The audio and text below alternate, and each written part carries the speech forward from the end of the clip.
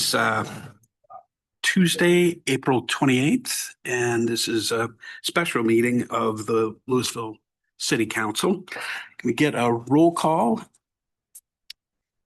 Councilmember Hefner. Here. Councilmember Fahey. Here. Councilmember Dickinson. Here. Mayor Pro Tem Hamilton. Here. Mayor Lay. Here. Councilmember Kern. Councilmember Cooperman. Right. If you join with me as able in the Pledge of Allegiance, please do.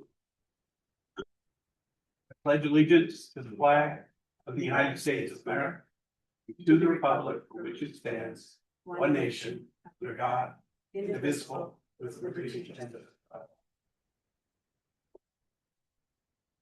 Great. On regular business tonight, we have three main items, but the first is that we have a joint meeting with our Recreation Advisory Board, and appreciate all of you getting together, one, serving, and two, getting together with us to talk tonight. Probably let's go around the room and make sure everybody is properly introduced. Most of you probably know us, and some of us probably know you, but in case, that's a good thing to do. My name's Chris Lay, Mayor. Barbara Hamilton, Mayor Pro Tem, Ward 3. Josh Cooperman, Ward 1. Dietrich Hefner, Ward 3. Kirk Carr, Director of Public Works and Utilities. Corey Peterson, Deputy Director of Utilities. Right, board? You have to push. There we go. There we go. Thank you. Michael Knapp, Rec Board. Douglas Minter, third year you're on the board, Present Secretary. And I'm Kathy Martin. I'm Superintendent of Recreation and Senior Services. Lisa Norgard, Chair of the Rec Advisory Board. Michelle Van Pelt, Rec Board. Adam Blackmore, Director, Parks, Rec, and Open Space. Sama Fox, Deputy City Manager. Diana Langley, City Manager.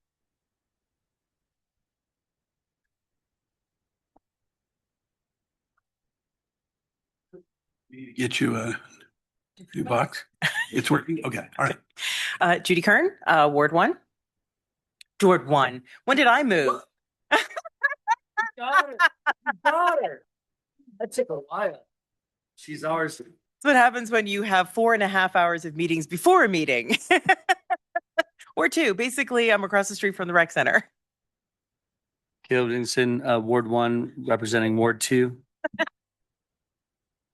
Good together. Deb Fahey, Ward 2. I think our other Ward 1 rep might object to that, and he's here. So you want to introduce yourself? I'm just calling attention to you. All right. So thank you again for being here. I understand that you have a presentation and want to give you the opportunity to put that on. So floor is yours. Okay, we're going now. Okay. All right. Welcome, everybody. Thanks for the opportunity. I always love these joint meetings. They used to be study sessions, so that's how long I've been doing this. Okay, so I'm going to kind of go through the slides a little bit and update you on kind of what we've done. Some of this is passed on from year to year, but we've still kind of maintained our same level of what we're doing. So highlights and successes for this board for last year. We have supported the city's comprehensive plan, aligning with the long-term and community priorities. We've actively engaged in the review and implementation of the PROS plan. Conversion of the outdoor inline skate rink to 5 pickleball courts. We're super excited about, so thank you.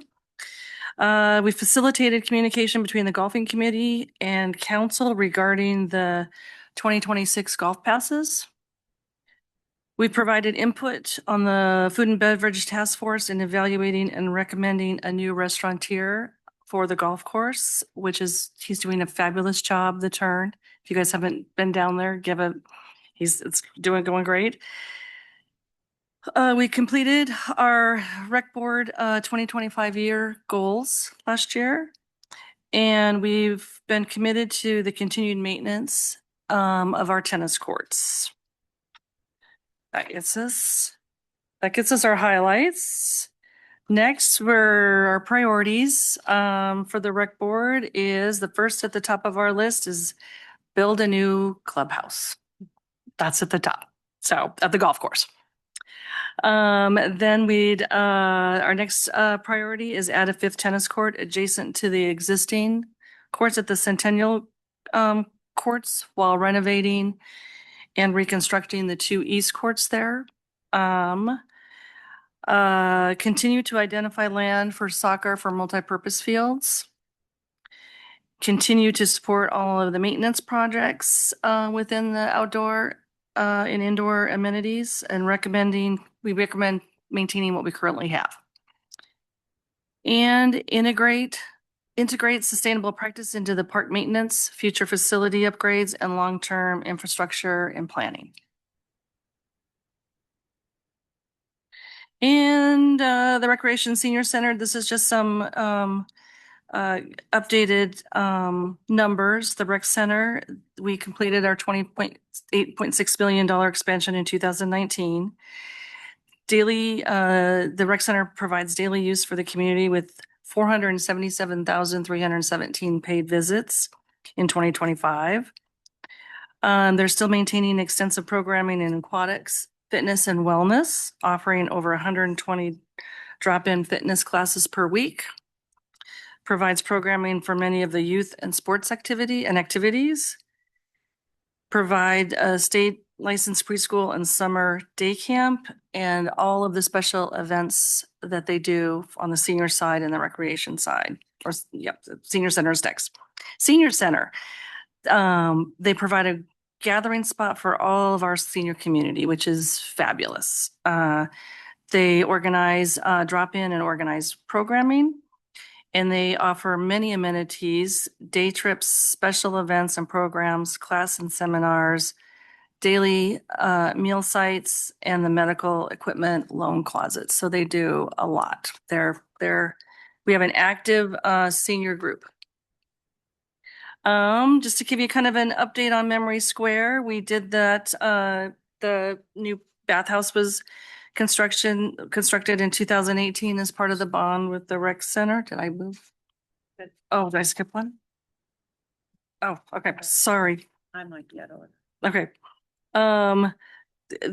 Let's with the bond. Okay, then we have the community park with space, playground, and pavilion, and the new playground equipment will be going in September at Memory Square. Still have a 6-lane, 25-meter pool, a swimming pool, waiting, and bathhouse. And we still have home to our competitive events. Our Dolphins are still there. Fitness programming,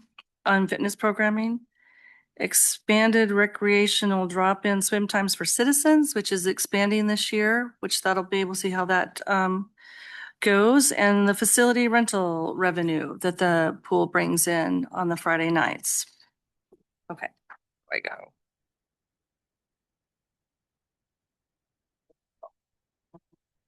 Stuff out of. All right, let me just read up here. Okay. Oak Creek Golf Course is a nationally recognized award-winning golf course. It reopened in 2015 upon the completion of the renovation due to the flood in 2013. 18 holes of golf and 9 holes of golf. With the switching of the 9s, we're no longer offering the 5 holes. The completed 70% of the Audubon Society or Audubon Certified Wildlife Sanctuary accreditation. And David Dean and his staff has been doing a great job with that. Produces over 42,000 golf starts and another 5,000 individual range uses for the practice facility. And they continue to produce the largest junior programming in the state of Colorado. So kudos to the staff out there for continuing that. Okay.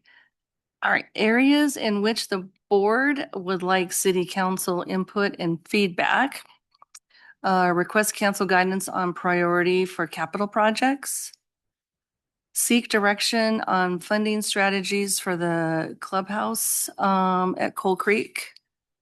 Request council input on sustainability priorities within Parks and Rec. Give direction on what items council would like the rec board to work on for this year, 2026. And how would you like to hear feedback from the rec board on an ongoing basis? And thank you for your time, continued support, and we appreciate working with you guys. Thank you very much for the presentation. Mhm. Maybe what we can do is if council if they have any questions about the presentation, we can start with that and Okay. then we can address your questions because I think those are really good questions for us to talk a little bit about. Okay. So council members, do you have questions about the presentation? Yes. Great. Councilmember Kern. Thank you. Thanks for this. I appreciate it. Appreciate the work you guys do actually and trying to figure out where things are and, you know, where we move forward and how we continue to have one of the premier facilities. So we've heard a lot from Director Blackmore about how busy the rec center has become and that it's a lot of non-Louisville residents that are utilizing the services. So a couple of questions I have. One, do we have any idea of where these usage numbers are compared to what we were expecting when we did the expansion in 2019? Like, are we exceeding what we had expanded to? I don't know that we had, I'm trying to remember our feasibility study that we did for the expansion, and I don't think we had specific attendance targets identified in that, but I can double check and get back to you. Okay, that would be interesting to understand like what the parameters were that made us choose the expansion. Just because the feedback that you guys are probably getting, because I know I hear it a lot, is that the rec center is packed. The parking lot is packed, right? And so my thought is if this is a lot of non-residents that are making it difficult for the residents to actually use the rec center, maybe we want to like have a whole nother conversation on rates, things like that, to see how we work to make sure that the Louisville Rec Center priority is to her residents versus other. I mean, it's wonderful that other people like to share in it and help, but maybe that's something that you guys want to talk about, think about, give us feedback on, you know. Well, we do know our, our participation rate now. It is very consistently between 20 and 25% non-residents, and so 80% resident usage. Okay, and that isn't changing as we're seeing the increase in numbers? It has not. Oh, that's amazing. So it's good. So it's an even, so, okay. Because I've been hearing a lot about the Boulder rec centers and a lot of people coming because ours is just so awesome and they're really enjoying it. And yeah, so I'm looking forward to that though, seeing what you guys think, what we want to do, how we want to handle some of that kind of fullness. More conversations on the golf course, but I had a question specifically about the slide. What is the drop-in swimming for the Memory Square for citizens? So that's for, yeah. So What does that mean? what they're doing, that's the drop-in is when they've got lap swimmers. You can just come in, drop in, and I believe that even families can do just a drop-in swim, hang at the pool on the deck, hop in. But the aquatics department, we're expanding the open swim lap lane for the lap swimmers, this lap swimming. Oh, that's what I was curious if Yeah. that was like for the open swim that we're, okay. Yeah, Gotcha. and that seems to be, it's the first year that they're doing that because I guess the Memory Square numbers for drop-in open swim just for kids and families is declining. And there is a definite need for lap swimmers that will take up that time. Oh, And that's great. we'll see how, I mean, the aquatic staff will see how it goes, but I think it's going to be really well received Okay. on that. So I did have, it's a priority question, but it's still just a question. I know that you guys put the golf clubhouse as the number one priority, but within the, like, under the multi-million-dollar price point, like the tennis court, then you guys are still, because I know last year we talked about this and you had said this was super high on your list. This is another one of those really continues to be a super high priority for everybody. Okay. Yes. That's why I wanted to double check. And I noticed the golf course bathroom is not on this list. Is there? I know, is that that's a- fit now? That's a weakness. Yes, that was a weak point. Okay. Yes, Judy, but we still would love to have a bathroom on the front 5. So Okay. Just thought I I'd could, ask. well, now it's the back. Yeah, the back fine. Yes. Well, can we just say like Yeah. every 5, there probably should be one? Okay. They're good. Yes. So Okay. the bathroom, if we ever get one, that would be phenomenal. So maybe we can dovetail that in with the clubhouse expansion remodel. Just throw a bathroom out there. Appreciate it. Thank you. Yep. Other questions about presentation? Yes, Mayor Pro Tem. Thank you. I have a clarifying question that I think will help to inform the discussion that we have. There was a slide where you had some bullet points related to the senior center. So technically, does the senior center fall under your purview as rec advisory board? Yes. Okay, that's helpful. And then I'll save my comments related to that to later. Councilmember Cooperman. One question, do we have information about the demand for the tennis courts and possibly a new tennis court at Centennial? I know that the CVTA, I know that there has always been a huge demand for additional tennis courts, maintaining the tennis courts that we have. So I would say yes, within the community, there is a huge demand. Anybody want to elaborate on? I don't know that much about the tennis. Yeah, I just, Not my sport. no, I know, but I do know that there is a demand, especially within the tennis leagues, the CVTA has been vocal about Centennial and all the other courts. Mission Green is done and Pirate Park has a tennis court. So yeah, there's a definite need. I would just add, I believe that has something to do with being able to host competitions. Yeah. Because the way it's currently aligned in the number of courts, they can't host anything here and everything has to be away. So they want that court so that they can actually host. Okay, thank you.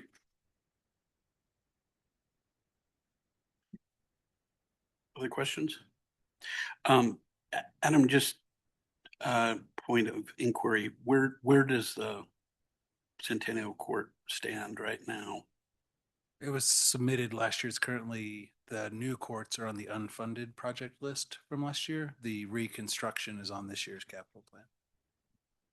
Thank you. Why don't we go back? There you go. Thank you for pulling that back. Requesting council guidance on priority capital projects. Trying to remember just a second ago, did you have a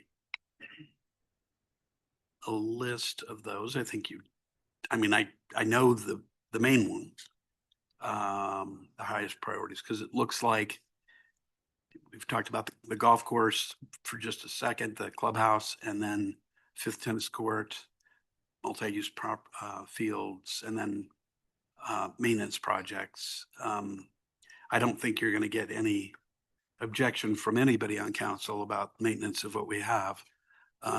That's sort of one of the critical things that we do. But why don't maybe we can talk a little bit about the clubhouse. I mean, we've heard an awful lot from the golf course community and certainly from RAB, and you're kind of reiterating that today about that. And I know you've sort of seen what our budgets have looked like and haven't included clubhouse. I think it's probably a good conversation to have a little bit from our council around that. So why don't we start with that one? Yes. Councilmember Dickinson. Yeah, I'm curious. I kind of think about the clubhouse and I'm like, who's the user, who's the beneficiary as a golfer? And I would call myself an avid golfer at this point, which is different than a good golfer. But I go to play golf and a beautiful clubhouse, I don't need while I'm golfing. And so then I think about the golf course and like, oh, we want people to come here to golf is the club. So it feels like a clubhouse is either like in a private club, it is a place where like, I'm a member of this club. And so I get to come to this beautiful clubhouse and have dinner here and bring my family here. And it's a whole experience, right? But in a public course, what is the benefit of a clubhouse for the golfer or the golf course itself? Are we going to get more memberships? Are we going to get more people there? Are we going to get, $10,000 a person memberships? Like what is the point of a golf clubhouse for a public course? And I think it's more for the millions of ways in which we can use it for our community and the way the residents can benefit from this clubhouse and potentially revenue possibilities from renting it out and holding events and from business events to, birthday parties and weddings and other corporate events and things like that. But for me, I don't understand what it does for the golf course and making like the experience for a golfer better. The vendor that is in there now, huge impact on a golfer's experience. But can this vendor even service an enormous clubhouse that has major events, right? That's probably a different style of vendor. So I'd just like to understand a little better the desire and like what it is we're hoping. Cause I think I've mentioned, well, maybe if we like partnered with cultural arts or partnered with something like, it's what else are we using it for? So if I could get just a better sense from you guys and the work you put in, what's the hope of it? What's the goal of it? How do you see it being used on a daily, monthly, yearly basis? I really appreciate your insight and I share all of that. Couple of thoughts. So one, the building itself, we've had studies. We know it has severe deficiencies. So do we spend money to repair its infrastructure or do we start over? So I feel like it's a little small for the golf course itself. The pro shop's small. We've seen pictures. There's not enough cart storage. So just the functionality of the building probably isn't meeting the needs of the golf course. So that's different than the golfer experience. And I agree, the golfers are golfing. They're not there for the golf course. But I was at Westwoods last week and we finished around 5 o'clock. And I mean, I'm not saying we build anything like their new clubhouse. It's gorgeous, but it was a huge community event space. Like families were having dinner, people are having happy hour. They're just hanging out there. So that is kind of what I would envision for our clubhouse as well, in addition to just meeting the operating needs of the course itself. That's my thoughts. And I'll echo that, Caleb. The golf cart storage, we've got several $100,000 of carts that there's 65 carts in there and and it's a 45 cart space. So right there, then I just wanted the staff, the office. I mean, you've got 4 pros, the general manager and 3 other pros plus Pam in a 12-foot by 10-foot area. So that, I mean, I think that, as far as office space, and it could be a situation where this particular new building, if we could move forward with at least some design review or some to see if there's community spaces for others. I mean, we're still limited on a certain lot size. I mean, we can't build a grandiose, but to have office space, extra meeting rooms for what the city needs, maybe extra offices for other staff. It's a beautiful place out there. I think that the potential for extra revenue for other events to happen, just like when Kaylin was on the golf team, we couldn't have the event there because there was too many parents and kids and it was at capacity. So just to offer banquets of something for your sports teams that are out there, there's a number, I can't go through all of them, but there's so much that potential out there that could be had. I appreciate that. I think my concern, and maybe this will lead to other things we're talking about, is, I would love to see the Louisville Coal Creek Golf Course be, say, less expensive for residents, less expensive for kids. There are already like some great things going on. But that's a tough direction to take when you're simultaneously saying, let's do an amazing new clubhouse. It's like that has to get paid for. And usually I would think, it, brand new clubhouse rates go up. And so I'm just trying to marry those two. Like I'd like to see both. I'd like to see the brand new clubhouse and lower rates. And so, this is an enterprise fund. And so I think one of the conversations I'm excited to have, maybe not in its entirety tonight, but is, what do we want from our golf course? What is it that we're hoping our golf course is 10 years from now? And if we don't know the answer, are we asking Rab to go find out what do we want our golf course to be? Or if we feel like we know the answer, we know what our golf course should be, how do we get there? Right. But I kind of feel like it's probably the former, like, do we really understand what it is we want from this golf course? Like when people describe it, what's our goal? And then how can we achieve it? Because I feel a little bad for our staff that we may not have a great direct, clear vision for them on exactly what we want. Like we want the cheapest golf course in Colorado. They can do that. They can do that. We want the best kept golf course in Colorado. They can do that. Right. And so I don't know they have a clear vision of exactly what kind of golf course we want. And I don't know if we know what kind of golf course we want. So I think we're kind of stuck in between. It's maybe $90 to go play golf there. That's not inexpensive. It's also not 150 or $200. So it's not super expensive. So what is it? It's not super cheap for a resident, right? It's not like half price for residents, but it's not, incredibly expensive for residents. It's achievable. It's like, I just feel like we're stuck in between and we don't have a clear vision of what we want our course to be. At the same time, it's a beautiful course. I love golfing there. It's not a problem. I just don't know as a council member what vision to give it for the next 10 years or what to ask you all to do on RAB to make that vision come true. So I'm kind of feeling like I'm in a place of, I'd be interested to kind of task RAB with that question of like, what is it we want, including the golf club house? Like, is that the direction we want? Or is it a less expensive golf course? Or is it, more kid activities or better dining experience or a more fun experience, more like city, club, a city course where it's like goofier. Like what is it that we want? So that's it for me. But I just have a lot of questions about who we want to be. Councilmember Cooper. I very much agree with Councilmember Dickinson's comments. I'm kind of wondering, to what extent are we going to get that information from the Prost plan, or are those questions sort of drilling down into many more details than what we're going to get from the Prost plan?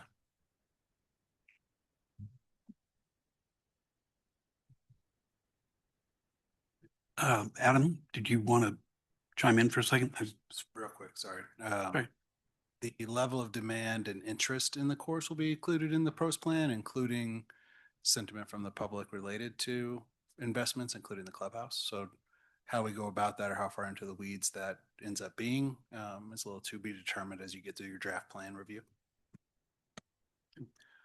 So I'll just add my 2 cents. I think the discussion has been helpful, which is, and I said this during the Prospan conversation, we just came out of a lot of public unhappiness over the cost of playing golf at Coal Creek, and especially the cost of the heavily discounted membership options. You just sort of back the envelope to finance a $20 million project requires a lot of new money. I mean, I think if we had to recover it from the golfers, it's $20, $30 more per round than what we're charging now, which I would imagine would probably cause additional outrage about the cost of golf. And so I'm a little hesitant to sort of go too far down this road. I think the helpful thing somewhere on here was, are there other funding mechanisms we can think about? If there's some other way to get $20 million, whether it's facility rentals plus, plus some modest green fee increase, If there's some other way to accomplish it, I'm certainly interested in that. I think it would be difficult to move this forward as essentially a city initiated debt funded project, where we have to recover the costs from the golfers. So happy to hear reactions to that if I'm missing something, but to me, that's sort of the heart of the question.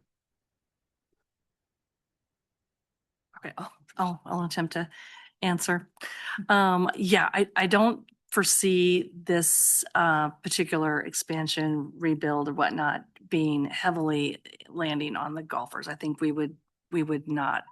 I don't think that's a win-win for anybody. I would like to go down and see the potential of the revenue of what a new clubhouse and the space that would be built would bring into the golf course, whether it's banquets or weddings or whatnot. And just more people in there coming, that whole St. Andrews, everything's coming back now over there. It could be a great little opportunity for the city and the golf course to weigh in on some of those restaurants or merchandise, or just coming there and having a happy hour. I mean, every little bit helps. And with the current, I just have to say that with the current renovation, the remodel inside, it's amazing. Thank you. It looks totally different. So people are coming in, they notice. So that's good. I just feel that from the 2022 feasibility study that the consultants had provided, I mean, the building is at the end of its life.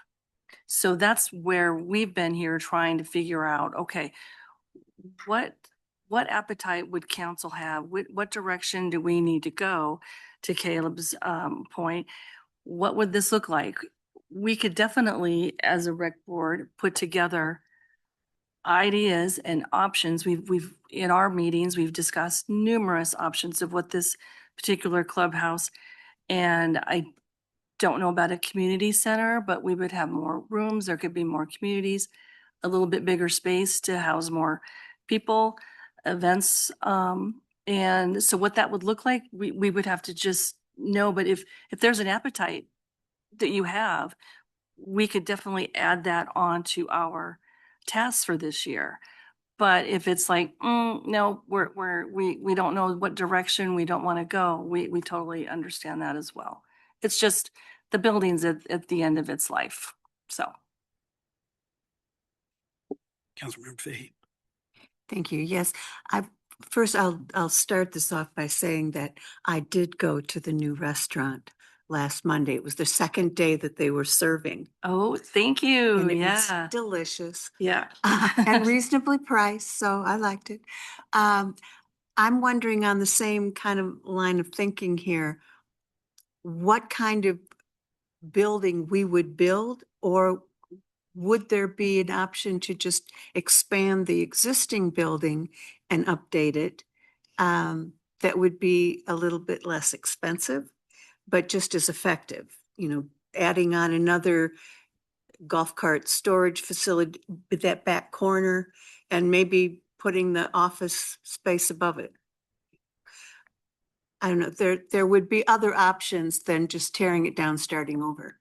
Oh, I think we totally agree with that. Yeah. We Okay. would need to have the approval from you all to say, okay, let's start reviewing. Let's get an architect involved. Let's go through the motions to bring something back to you of here is, option A, B, C, and D on that, where it's, renovating what we have, expanding what we have. And the Golf Course Advisory Board years ago had started a rendering, but then that changed. But I don't have those documents. I don't know if they're still there, but there was a plan that was done probably 12, 13, or 14, if we could find it. But we'd start over from there. But if there's a way you could help us start that process with an architect, we would definitely appreciated. Thank you. Other council, Since we're sticking on the theme.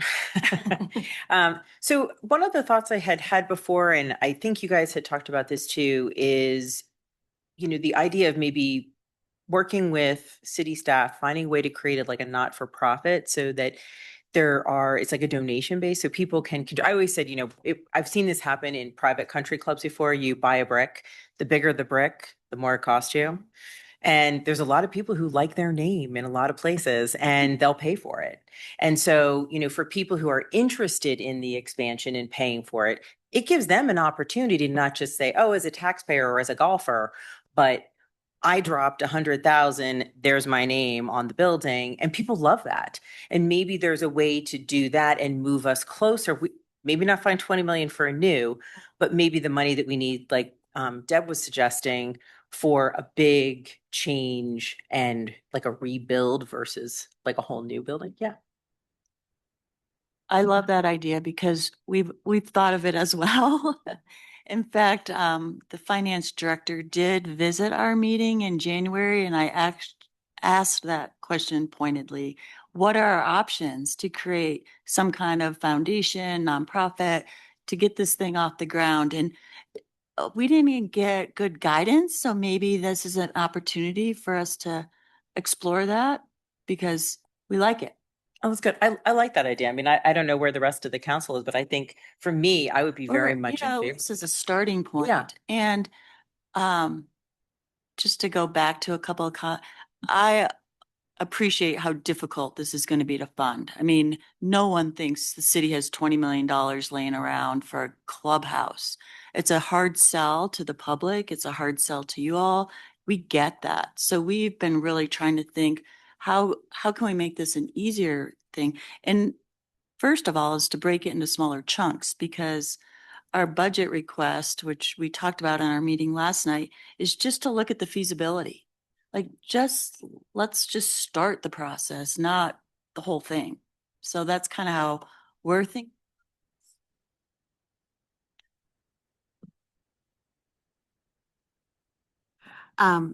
Adding on to this discussion, when I was a volunteer at the senior center, we had a senior foundation, 501c3, that raised money. And then the senior center could accept grants from that foundation, but it had to be a 501c3. And then, so that would be a possibility, I think, for the golf course, but exactly. Right. But maybe we could get some advice from our financial person.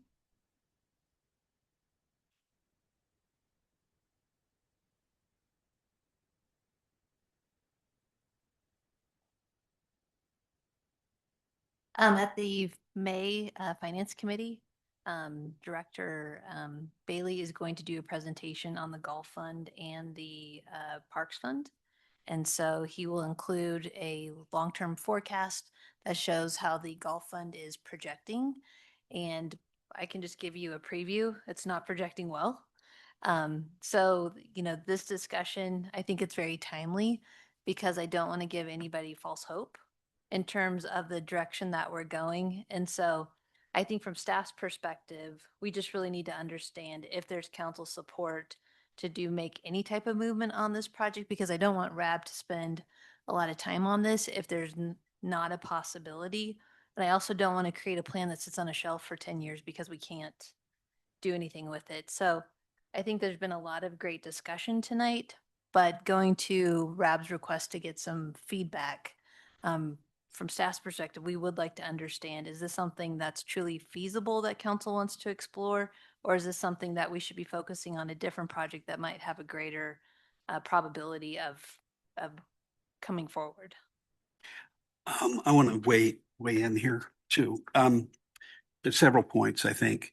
One, I don't think there is any appetite on council to change from an enterprise to some other kind of way of viewing the economics of the golf course. I could be wrong, and people can certainly say so if they differ with, but I think that's a fairly strong sense that we have. I think you have seen our budgets. Budgets are a very good indication of where we think the priorities ought to lie. And that doesn't mean they stay the same. Means, and we've got a 2-year budget cycle that we're involved in right now, and you'll get a chance, as will everybody, to weigh in on that. And I think that's a really important thing to weigh in on. The third, the PROS plan, I think, is a hugely important piece of this, and I want to defer to that. I don't think, for example, that tasking Brad with finding out what the community sentiment is on that is probably the right way to do it. Nor do I think I wouldn't ever want to put that on a voluntary board. That's just and it's not the right way we would do it, I think. I, like the city manager, am not, and I think Councilmember Hefner referred to this too, that I don't want to raise expectations unnecessarily either, because, or not necessarily or not, but raising expectations that this is something that is, worth putting city funds in right now to bring about, I think it is a tough sell. I recognize that, gee, with some architectural, that might help us, but we usually don't do that unless we're in the process on that road. And I think the budget process will take its course, the process will take its course. And I think that from the standpoint of, city CIP money, I just don't see it. $20 million is a lot of money. You saw recently council tackle a question about whether to buy a $13 million facility. You don't have to do more than just go and listen to that discussion to know that this is certainly staffing space is really important. We care about that, but that was a big decision. We decided not to go forward with it. And building something new is not something you're going to achieve by selling bricks.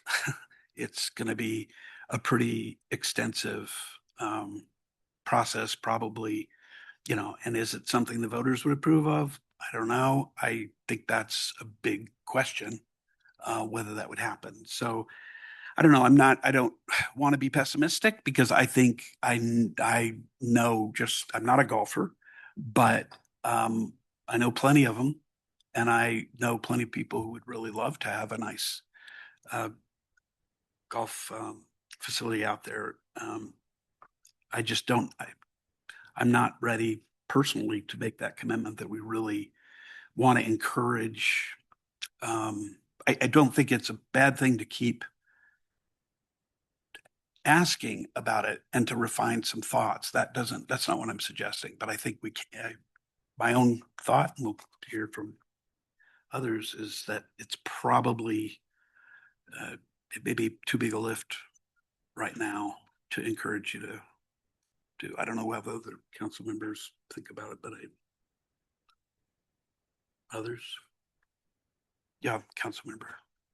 So, I think there has been years now that there's been the conversation. I would agree. I don't think that it's going to happen this year, to be honest with you. But what I like the idea of, one, is at least some of you, or those who can, listen in to the finance committee and the information that Director Bailey is going to provide to the council, well, at least to the finance committee members, right? Because I think that's going to also help shape a lot of the conversations you guys want to have moving forward. It's almost a shame that this meeting isn't happening after that, because then you might be here differently, right?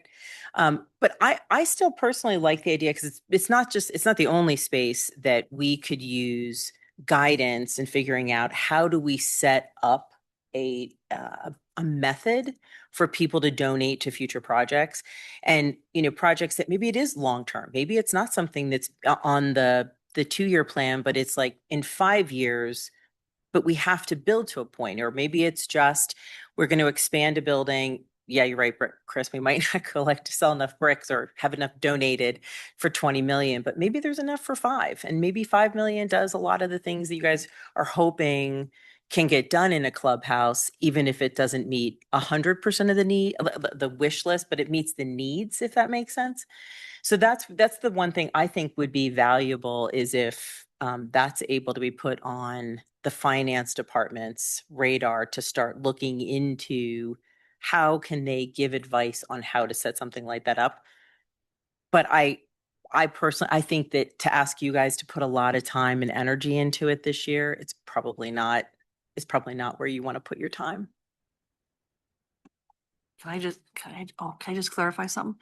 So I just wanted for council, so the 20 million was just a number that was thrown out. So when you mentioned your 5, 4, I mean, we don't know what it is, but that was an arbitrary number that we were thinking what it was costing. It could be 12, but I just want to put that out there. We have no concrete numbers. Councilmember Cooperman and then Mayor Pro Tem. I generally agree with the mayor's comments. I mean, I think a good place to start is to go back to the questions that Councilmember Dickinson raised, sort of take a look at those questions coming out of the Prost plan. And maybe as a small part of that, sort of reassess a future clubhouse, having answered those questions or tried to answer those questions. But I don't think, spending much time on it this particular year makes sense.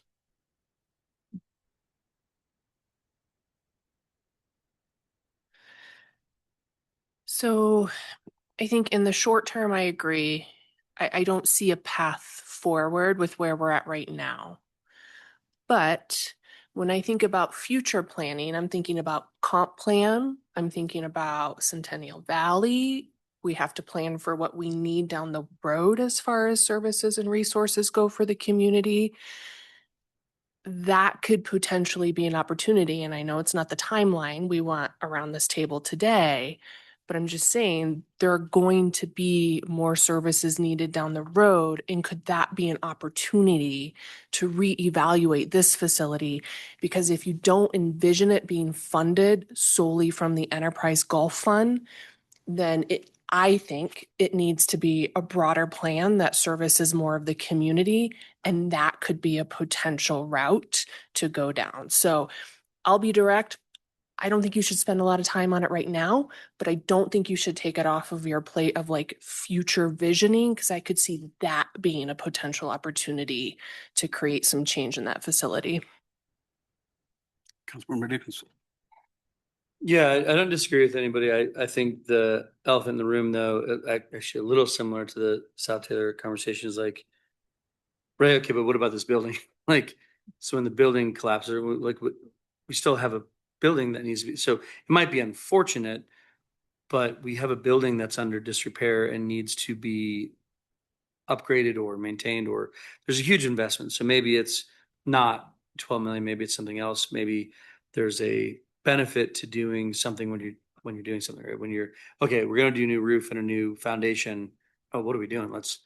Let's go big or not do it at all. So I think there's still like not pursuing currently a new clubhouse, I think is probably wise, but it doesn't solve our current clubhouse and the problems we have. So then you're kind of still stuck with like, okay, so what's our solution? And I don't see that here. I think it's complicated, right? It's like, oh, it's just a bummer. Like it's gonna be really expensive whenever we have to do it, and we don't really want to do it. So we'll just keep not doing it until we have to do it, and then we'll face that. But maybe it's a bond, maybe it's something else, maybe there's another mechanism, because I think what we're all saying is this isn't a private club that's good, that this expense is going to be absorbed by fees, right? And it wasn't that long ago that the golf course was supported by the city in large amounts every year, And then it's been sustaining itself quite well for the last several years, and maybe that's changing, but it's been a huge feather in the cap really since COVID. Golfing picked up a ton, and it's like, wow, this is amazing. Not only is it paying for itself, but it's making profit. But yeah, we're in a tough spot to solve that building, but I guess I'm just throwing it out there that, I don't know, Ryder, if you're room on, I see it. We got to solve this somehow, some way in the not too distant future in our facilities plans. Hopefully, I think you're getting a sense of kind of where we are for the short term. I would agree that thinking a little long term is worth some time. I would also say that it's our finance department doesn't set up nonprofits, and they're not, with all respect to their great abilities, they're not the best folks to do that. I think to the extent that there's an interest in that and some of the visioning you're talking about, that's a good might be a good starting point. Now, that's a private thing, right? And but sometimes that's worth doing. There are people who have strong interest in that, golfers, people who live around the golf course, other community-minded people that might be interested in that. I know, and Councilmember Fahey mentioned the senior board, which actually spun off because they just decided they didn't want to report to us. And they didn't want us to set their agenda. They wanted to set their own. And that's a good thing. We encourage people to do that where they want to do it, but they're sort of a little bit separate. And frankly, you have a lot more freedom to meet when you want, to talk what you want, to move the way you want. You don't have to listen to the seven of us, tell you what to do. So I do encourage that. That can happen regardless of what we do, is sort of my big point. You don't have to wait for us. And probably, the finance department isn't going to be necessarily your first stop to getting good advice. I want to kind of move on a little bit. I think you have, you have a sense that this is not a dead issue. It's an issue that we know is out there in the public. It's just that sort of financing something like this and whether it's a community priority, I think remains to be seen. And that's the lift that I think we're kind of waiting for. But getting good ideas about how to move forward might be a good thing. The path, maybe not there just immediately, but be involved with a budget process. And I think that's one thing that RAB can do to provide information to us. Okay, we appreciate that. And the other the multi-purpose fields got ready, interest on this council for those kinds of things. And we talked a little bit about the tennis courts. I think, those are things to do the same sorts of we'll just things. keep And communicating. reminding you. Is a good Yep. thing. Yeah. Okay. Other questions that you had, I want to go back to that though. Yes, please. Are you suggesting we move from the priorities to the other questions? Well, I was, Okay. because Okay. I'm interests of time. Can I make one comment? on the Absolutely. priorities? Please. Well, and if others would like to talk Okay. about these other priorities. Yeah, I think I don't need to go through each of them. I would just say, I think, well, now that I say that, I can. When I think about the conversations we have, maintenance is a really big priority to maintain what we have. As far as sustainable practices goes, I believe some of that's already built into some of the plans that our rec department has with replacing equipment and such. So I see that as, an important piece, obviously, that's supported by us because it's already built in the plan. The thing I don't see on here, and it doesn't mean it's not a priority, but I'm surprised that in the top 5 priorities, I don't see anything with the senior center, which is why I asked about it before. So I would love, and I'll let my fellow council members talk about this as well, to see the rec advisory board include something regarding our senior center in their top 5 priorities. What that is, I'll leave it to you and staff to decide. But that was a little surprising to me to not see that on this slide. And I don't know if others have comments on that as well. It's like a lot of nods on the table. Okay. Would you like to talk just a little bit about these other 2 priorities and other priorities that aren't on there? Yeah. Okay, go ahead. Can I just, so maybe for our discussion here, so the rec center kind of encompasses the rec and senior center, so it's never not on our radar. We always, so I just wanted to be sure that is a huge part of the recreation center. Yeah, I was just gonna say, I'm like, when we were talking about the Prost plan, that was one of my concerns as well, is that it wasn't like it didn't make like a high priority list. It's the fastest growing portion of our population is those over 60. And so I imagine it's going to be expanding a lot in the next 5 to 10 years, and a lot of people utilizing the facility. And it's the one thing that we really didn't do much with the expansion. Everybody else's like needs were expanded and met, but not in the senior center. So that's, to me, yeah, I was really hoping for a lot of that to come forward. I see a lot of other facilities throughout the region that are making like really good improvements to it so that it can be utilized, more fully. And I feel like every time I go to the rec and senior center, like a lot of this space, except for during the day when there's like a specific program, it's always consumed with all just rec activities. And it could be that I don't show up at 8 o'clock in the morning. I show up at 6 o'clock at night instead. But that's where I was thinking too, that it's, as that population grows, that there should be, I'm surprised we're not hearing more from that community necessarily on what we could do. I mean, they do, maybe we needed to bullet point a lot more, but what the senior center does is amazing as far as all the amenities, activities, massage, they've got the foot, the games, they've got the meals. And during the expansion, the senior center portion of the rec center greatly expanded. Yeah.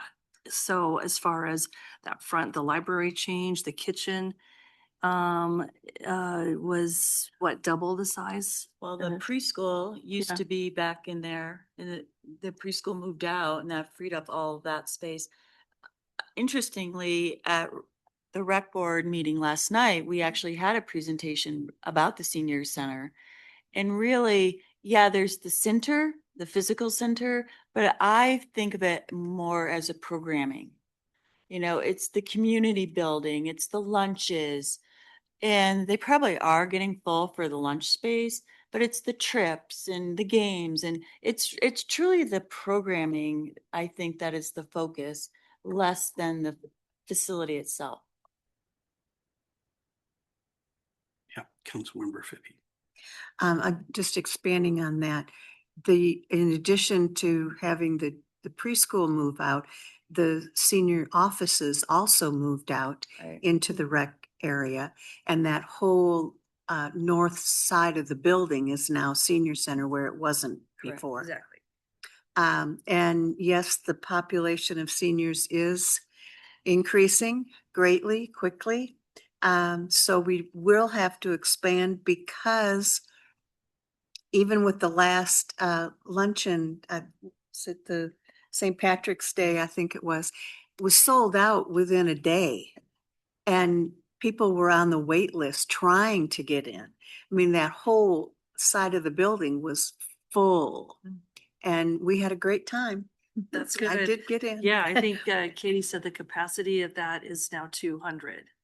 Right. And it's being filled. It never used to be filled. Right. So we're going to need more space. We're going to need probably more programming. But yeah, the senior center is wonderful the way they operate, but we're always going to need more. Okay. Mayor Pro Tem.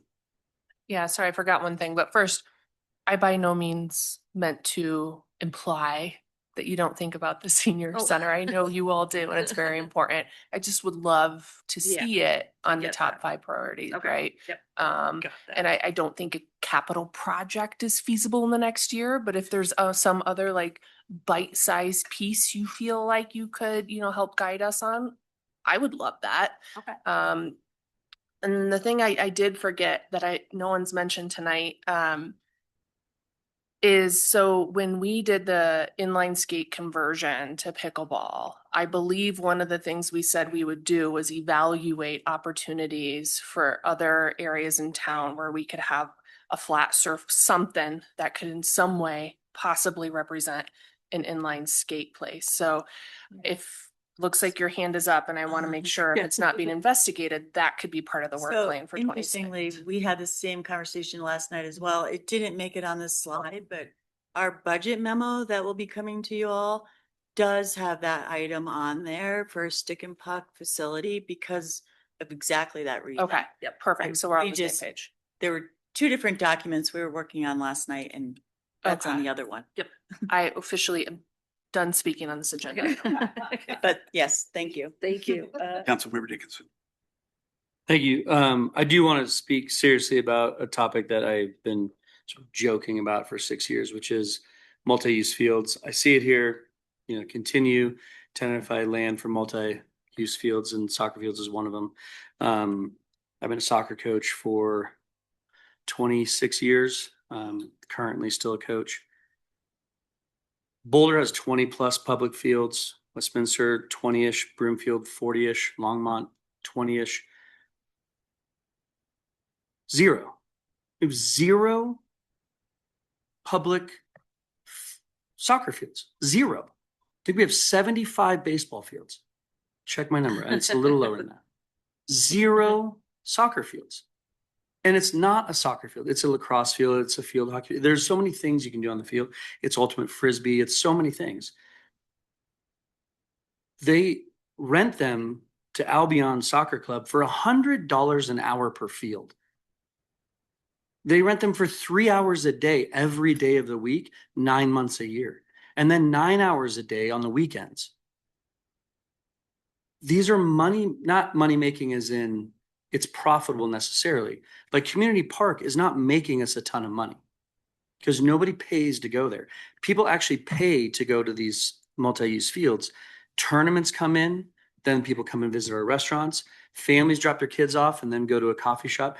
Like these facilities make money for communities, and Westminster has a soccer club. Boulder has a soccer club. Broomfield has a soccer club. Longmont has a soccer club. Louisville used to have a soccer. We don't have soccer fields. We have to play in other places. It's honestly offensive to me that we haven't accomplished this. And I don't push it that hard because it does feel like a personal thing. Like I play soccer. I coach soccer. My kids play soccer. So it's something I care about. But there are 800 kids trying out at Pleasant View soccer field tonight.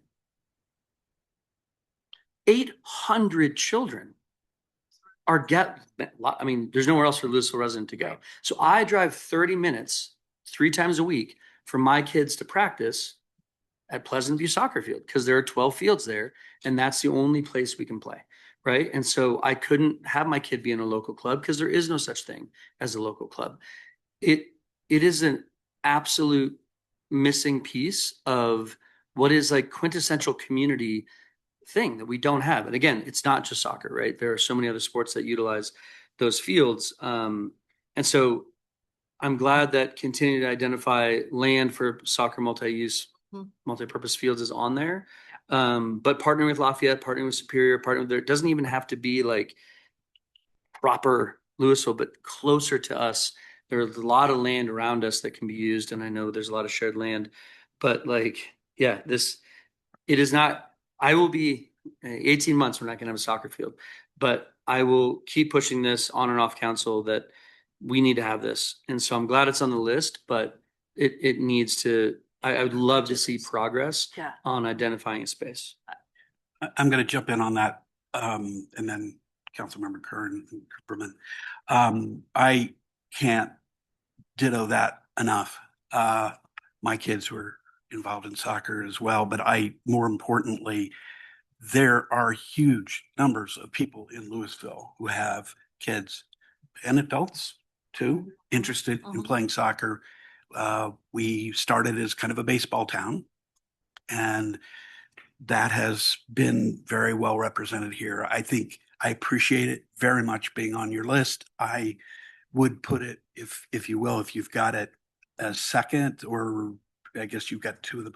I think both of the next two are pretty important priorities. I think, and I'll say it, that multi-use fields are infinitely more important a priority to this community than a inline skating facility.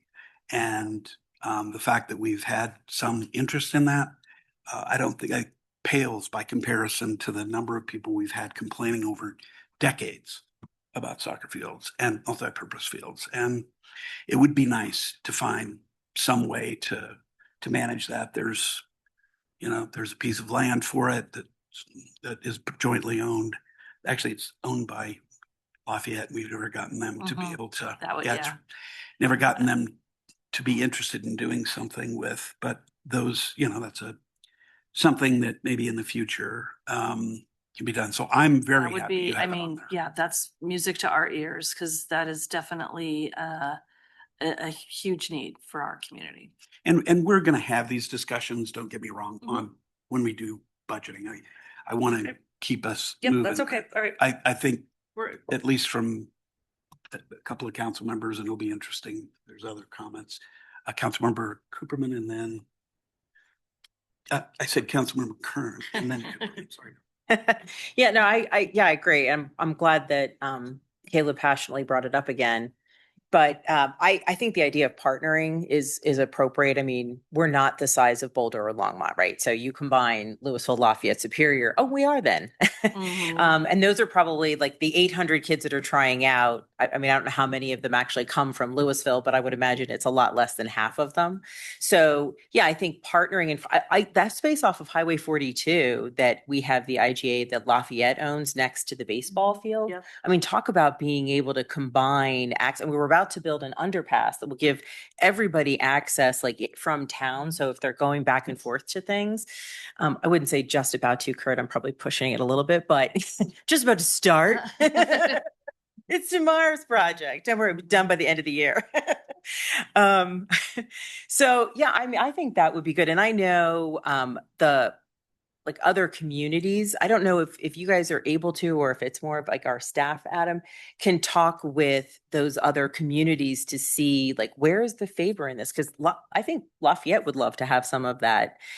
Now, granted, Louisville might have to pay for more of it, but they own the land. We bring something else. We can make it work. One of the conversations I was having with some Boulder County people was around the conversation that Boulder Valley Schools is having about having to close some schools in Louisville, and there might be opportunities to partner and use that land for something like this for a multi-use field. And so I think this conversation is well timed, and I don't know exactly how involved you guys can be, or if it's like a liaison piece or whatever, but I think there are a lot of opportunities for it. And I agree with you. I hear from a lot of community members, they would love some spot to get out there. And I mean, everybody always looks at that empty bowl behind the rec center. And then when you're like, well, should it rain? Yeah, exactly. No, the rec board would, I mean, if you task us with a direction, we will definitely try to achieve it. I think that's probably a staff Right. But yeah, if there's primarily, but anything there in may the be a back- role that staff could. Okay. Yeah, let me. No, 2 seconds. Just because they gave the number. Okay. No. You see, Just because they gave the number, I wanted to clarify that there are 800 kids trying out tonight. There are 2,000 kids that play for Albion, over 150 teams, 2,000 players. Tonight, they have 800 kids at Pleasant View. So it's actually 2,000 players. North Boulder, anyways, down Mountain Diagonal. You good? All right. I want to finish this up at 7:15 because we've got other items on our agenda tonight. On the ones, unless there's any other item, I really appreciate, this is, I hope, been a good or at least clarifying discussion. Yes, for sure. Painful Definitely. in some ways, but trust us, we have to, this is what we signed up for, is to make difficult That's okay. choices, and we'll have them coming up and you'll be having another No, shot. we definitely appreciate the dialogue and to know where you're coming from. It helps. On the, if we can move to that areas in which the board would like city council feedback, maybe what we could do here is in the 5 minutes that we have, maybe council members could suggest, each one of us could Mayor. perhaps zip through that. Also, Sama has been tracking all of your comments and has a summary of the direction that's been provided to date from council in terms of items, so we could summarize that. One other topic I would just like clarity on, as we look at 2027 Coal Creek Golf Course fees, and to understand if the finance committee is going to take the lead on that discussion, what involvement RAB is going to have on that discussion, because it's my understanding that the finance committee is going to have more discussion this year about the proposed fees. And so I just want, as we convey to the golfers as to what this process looks like, that we're all on the same page. Thank you. Thoughts from finance committee about that? Yeah. Yeah, look, here's what I would propose is, just given how it went for this year, I think finance committee should try and take a first cut at it in terms of trying to establish the broad strokes of what the fee program should look like in terms of memberships. If so, how many discounts for seniors, discounts for youth, discount, like sort of think about what are the key features of the fee structure that we want to keep the same or change, but then make sure it does get over to RAB for the important work that you all do and hearing from the golfers and hearing from the community. But I would be a little reluctant just to give you a cold start to go again with the golfers, just given the amount of unhappiness we had after the last round. Oh, I know. Yeah. And I certainly don't want to Yeah. put that on the wall a second time more than is absolutely necessary. I know that with new staff and management, what would help, what's been in the past for Rec Board, if the fees, both the loyalty passes and the fee increases come at the same time and come earlier in the year. So maybe July, August, the latest September. We kind of got started on some of it, and then October came, and then, so if we could have those earlier in the year, that would be helpful, at least for us to provide recommendation. I mean, on that, are we talking, I guess I wasn't foreseeing from this that that's a every year commitment, or a process necessarily, but that you get it sort of done this year.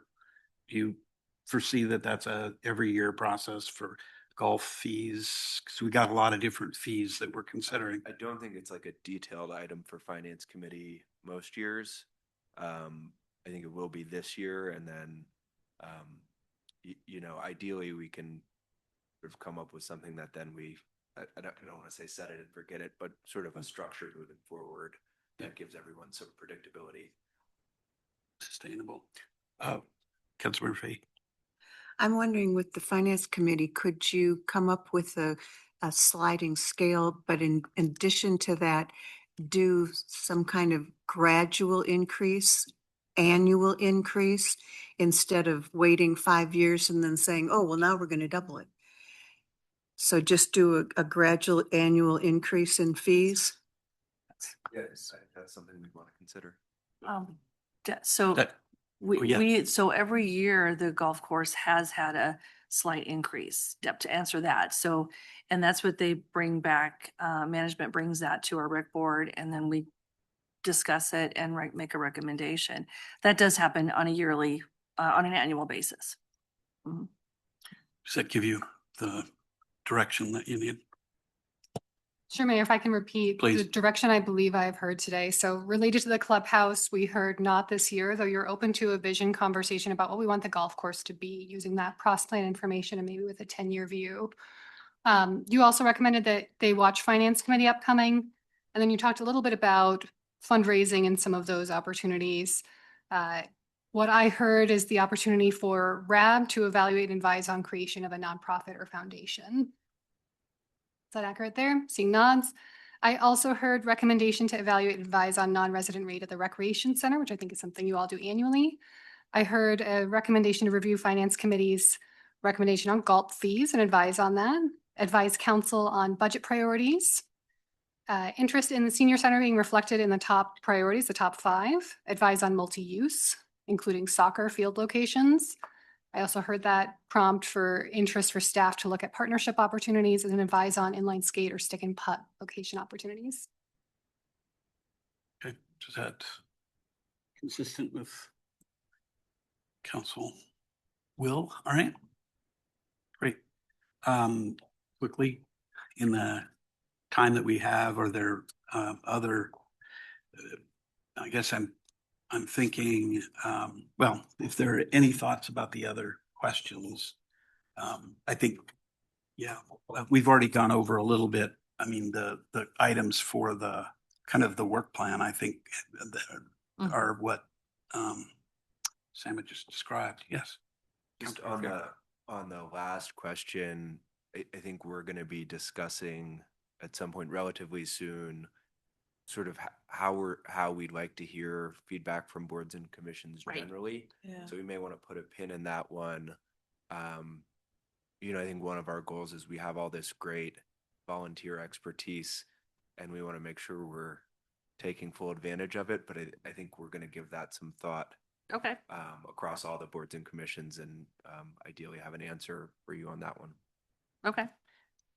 And then can I just ask one question? And I think we kind of have a good direction, but are there any specific items that you would like RAB to work on this year that you see a need other than what we've discussed tonight? If there is, just let Kathy or Adam know, I guess, if something comes up, or Diana. So unless there's something that you have specifically like, wow, let's get the bathroom on the back 5. I'm for it. Anything like that you have that we haven't discussed. If you have something, we were definitely. Councilmember Curtin. Yeah, I don't. So the one thing that, again, it goes back to my earlier comment about the rec center and like residents versus non-residents, and that there's not much of a differential in the cost, and that one of the comments that I get from people is, would there be an appetite? Like, is there an interest, and is it feasible? Doesn't it need to be feasible, right? That there's a greater differential, like it's less expensive for residents to use the rec center. I mean, it shouldn't feel like, oh, it was $2 more for you to get into the yoga class as me. So, but yeah, so that was the only thing. And I didn't know how the rest of the council felt about RAB taking that on and seeing, if that should change, that shift. Council? Yes, thumbs up, thumbs sideways, thumbs down. Okay, sounds like there's enough. Okay. That's a good thing. I think one last thing I would say is just a general comment.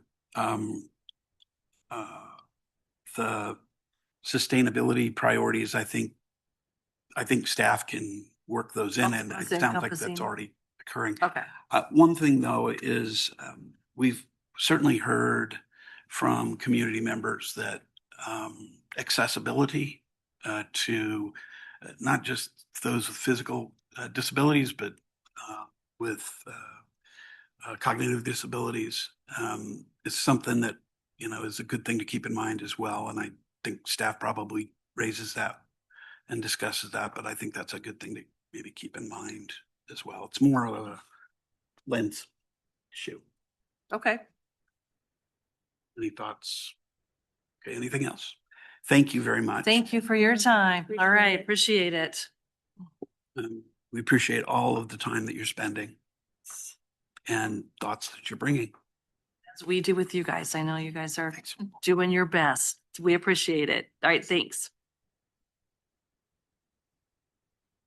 Mayor, the agenda notes one round of public comment. Before you all leave, you may want to stay for the public comment. Do we have anyone requesting public comment? Anybody? No. Okay. Never mind. Thank you.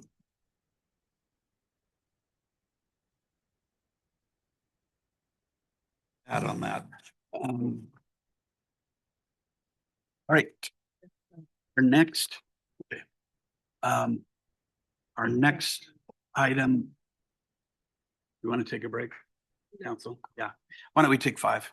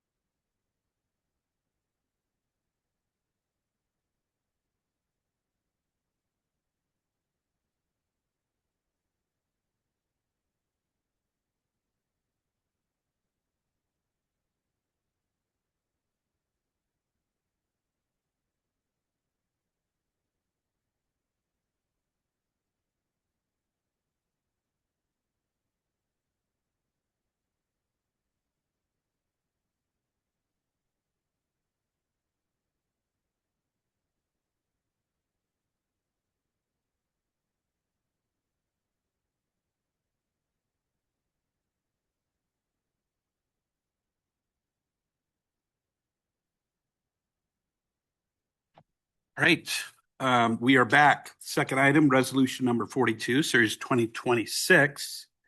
A resolution setting certain water, wastewater, stormwater, and other fees, rates, and charges for the city of Louisville. And I think we have a staff presentation from staff.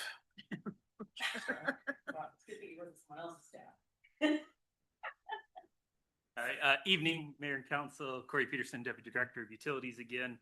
So great segue, speaking of nice gradual rate increases throughout the years. This is our annual recommendation for 2026. So we'll start with just a quick review of 2025.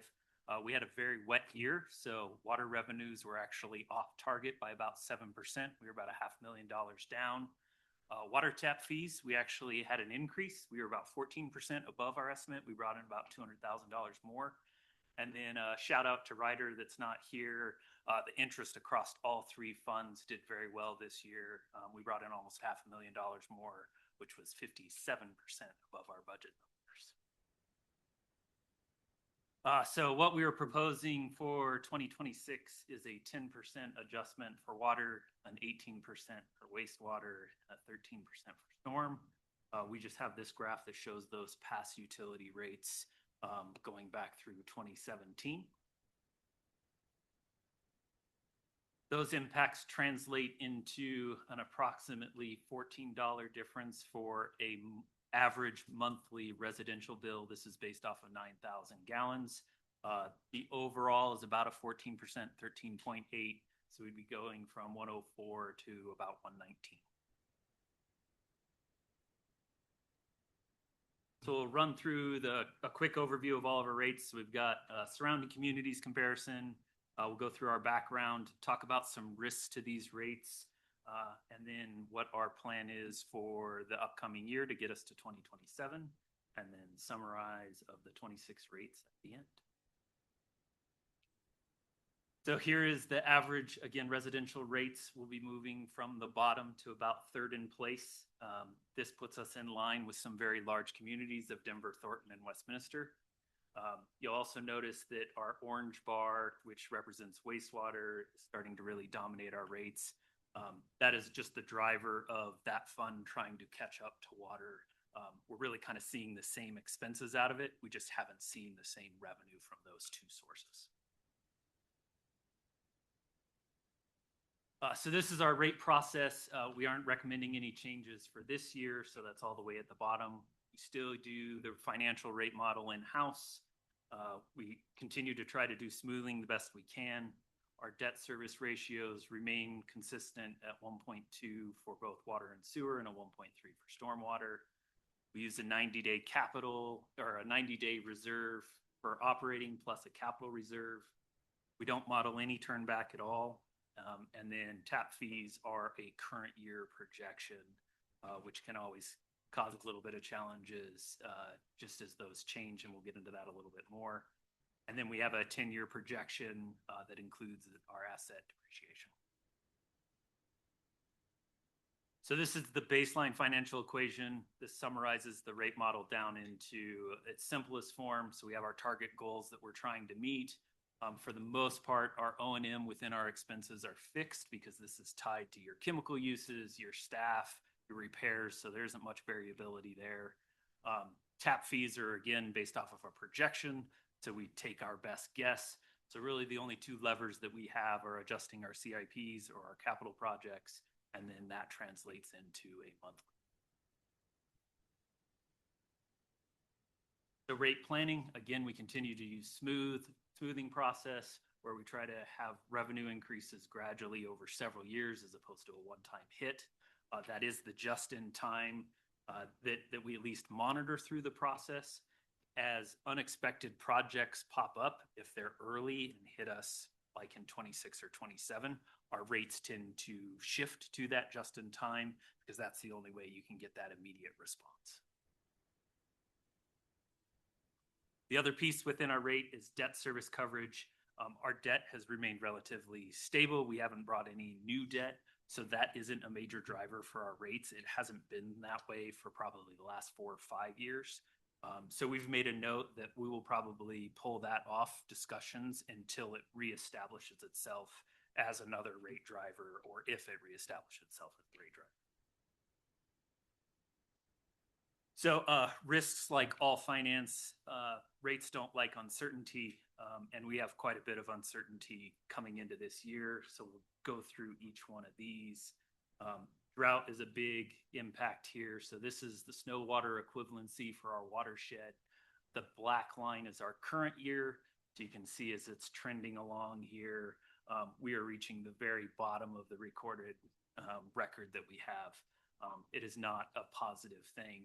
It's very mixed message with drought. I'll try not to turn this into a drought conversation.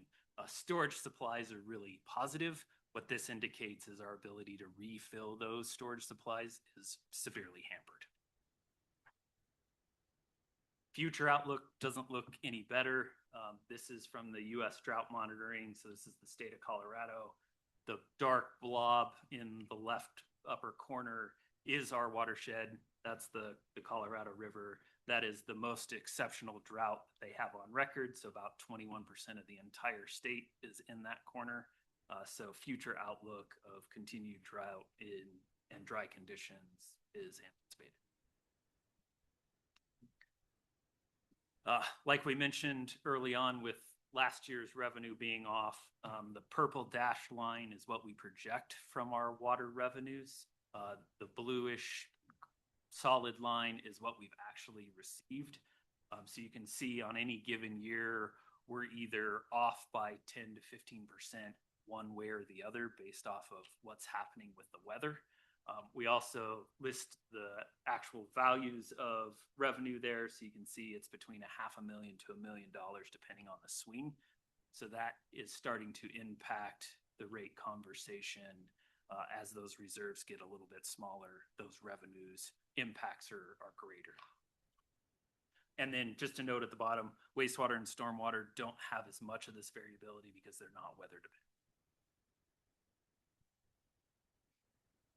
Model tap fees is the other risk that we have. I've made a very high level projection here at the top of the table, moving from our 25 tap fee projections to 26. We had significant money in 26 and 27 that is related to the Red Tail Ridge development. Since that is a little bit slower in the process, we're not anticipating receiving the funds that we thought we were in 26. So we've moved it a little farther out. Tap fee modeling is something that is a joint process through community development, finance, and public works. So that new process will occur here in the next couple of months as we get into Q2 and Q3. And that'll really help us drive for the next adjustment for what we think we'll get in 26. Capital projects is our other risk. These are the adjustments that we were proposing in the current CIP that's in process and will be coming forward here later this summer and into the fall. Grand total, we're looking about $4.5 million increase to water and a $3.3 million increase to wastewater. Some of these are brand new projects. On the water side, we have some telemetry upgrades, sediment basin repair that are showing $0 in the current budget, and then the proposed new. Also, some of these projects are just an adjustment in inflation and what we think it'll take to get that project accomplished. Couple notes on the wastewater side. The additional wastewater upgrades is a project that has not been defined yet. This is something that could end up aligning with the Red Tail expansion. So we have it in here, but it has a lot of variability and a lot of unknowns. So again, driving that uncertainty that's impacting it. The last note is utility billing was in our budget, but it didn't make it into the rate model. So we're showing that adjustment there. So included in your budget, but not in the rate model. So with all those things, here's our plan to kind of work through those uncertainties. We'll be reviewing the cost of service over the next year to, again, make sure we're aligning our rate structure. We're also going to be evaluating some revenue flexibility mitigation components. So this is like increasing the base charge to have a little bit more consistency, but then also making sure we're balancing the tiered structure of the rates so that we're enforcing the conservation aspect. So hopefully there's a little bit of wiggle room in there to make things balance a little better. Tap fee revision, again, like we said, community development and public works and finance will be doing that this summer. So we'll see what that looks like. And then our capital projections, we have several large capital projects that are in design right now. So those will drive some of those changes on what the final outcome ends up being. So we've got meters that are underway, which is like 5 million. We've got residuals at North Plant, which is another 5 million. We've got the admin building, which is 2 million. So all these projects are in design, and hopefully we'll be able to land those numbers and see if there's any savings or any overages that'll continue to impact the rates. So for water, the last time you guys saw rates was in 2025 with rate approval, which was a 6%. We went to Finance Committee twice in July and then most recently in February. So we went up to an 8.5 and then had a 10% recommendation this last go around. So today we're sitting at a 10% for water. For wastewater, similar, we had a 16% the last time you saw these. We were able to dip a little bit in the preliminary rates, and then it went back up to an 18%, which is what we're recommending today. And stormwater, we actually had very little change, so that was 13% all the way across. Stormwater is a little bit of a challenge. It doesn't have a lot of funding in it, so what we really do with water is really saving up for large capital projects, and then we spend it and it drops back down. So there's not as much flexibility in the stormwater fund as others, but it's staying healthy because it has a nice consistent rate revenue from that.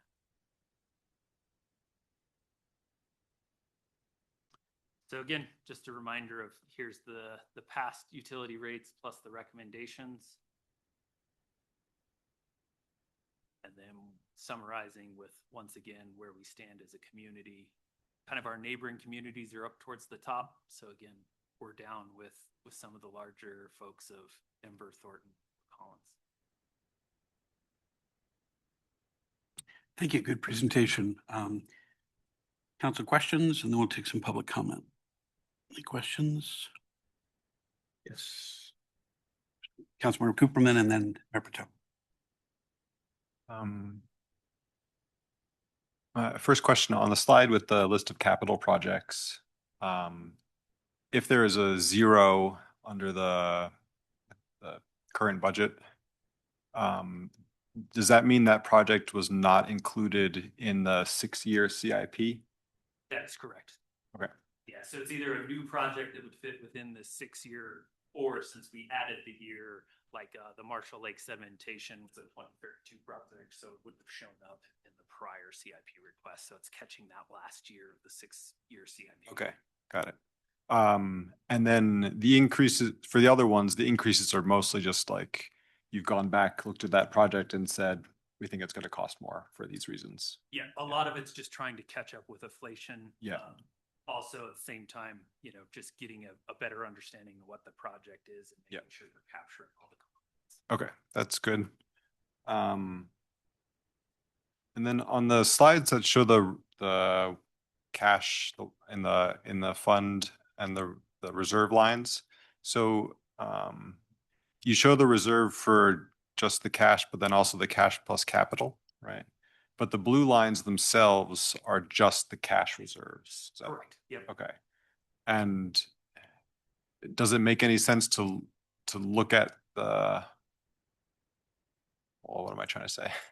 To look at the amount of capital reserve, or is our policy that the cash reserve has to be above that line? Or yeah, I see. So that is a total. So it says any cash reserve, that includes the capital. Okay. As well. So that's both numbers. That's okay. Total reserve funding. Very good.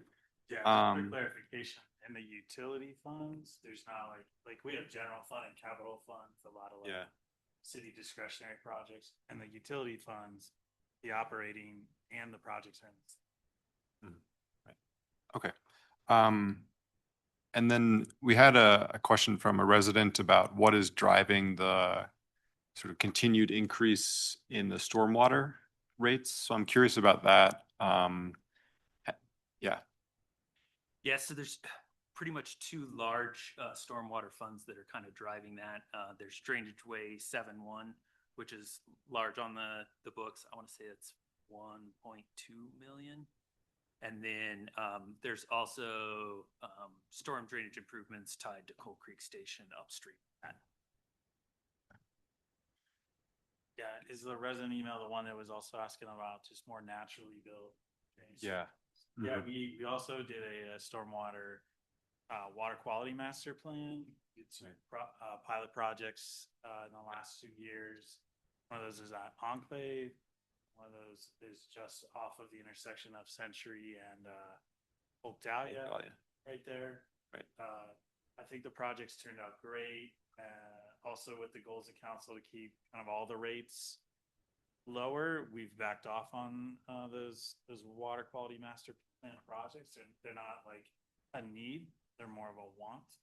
So we can certainly add those types of projects back in, but to keep the whole utility bill lower, given wastewater's been climbing, we try to balance in other areas. Thank you. I'm actually fine. My question was addressed. Thank you. I asked this some time ago, and it's just there is I'm trying to remember the agency, but it's the uh, help me, Director Core. It's like the floodplain. I mean, it's sort of the floodplain authority. Yeah, Mile High Yeah. floodplain. Yeah. And this is Flood control sort of district. general question. We used to have at least interest in being on their board, and we kind of go back and forth on our opportunities to be on that board between Superior and Louisville to kind of represent smaller communities, or at least to put our names in. I think the last conversation you and I had was we do pretty well by them. Having somebody on the board is probably not necessary. I don't know whether, given some of these rate changes, there's any, if you have any thoughts about whether having somebody on the board there would be useful, whether that would have any effect whatsoever, whether we get less money as a result of our not being on the board, would get more with us being on the board. What do you think? I think we have a great working relationship with Mile High. They do a lot of great forward planning and asking the communities for need, and then working with the communities to time their projects with their cash flows. So I feel like it's diminishing return for our electeds to sit on that board because it's such a great partnership. And we'd certainly let the council know if that position changed. Good, thank you. Other questions? Yes, Councilmember Kurt. Great, thanks. Appreciate the work and everything that goes into this. I mean, I know it's what you guys do every day, but it's still big. There's a lot that goes into this. So a couple of things. Some of them are questions, just more public clarification, because you guys do a really good job of always pointing out that the rates that we talk about in here are for single family residential. So I would just love if you wouldn't mind very briefly speaking to clarify that there is a different type of billing rate for people who live in apartments.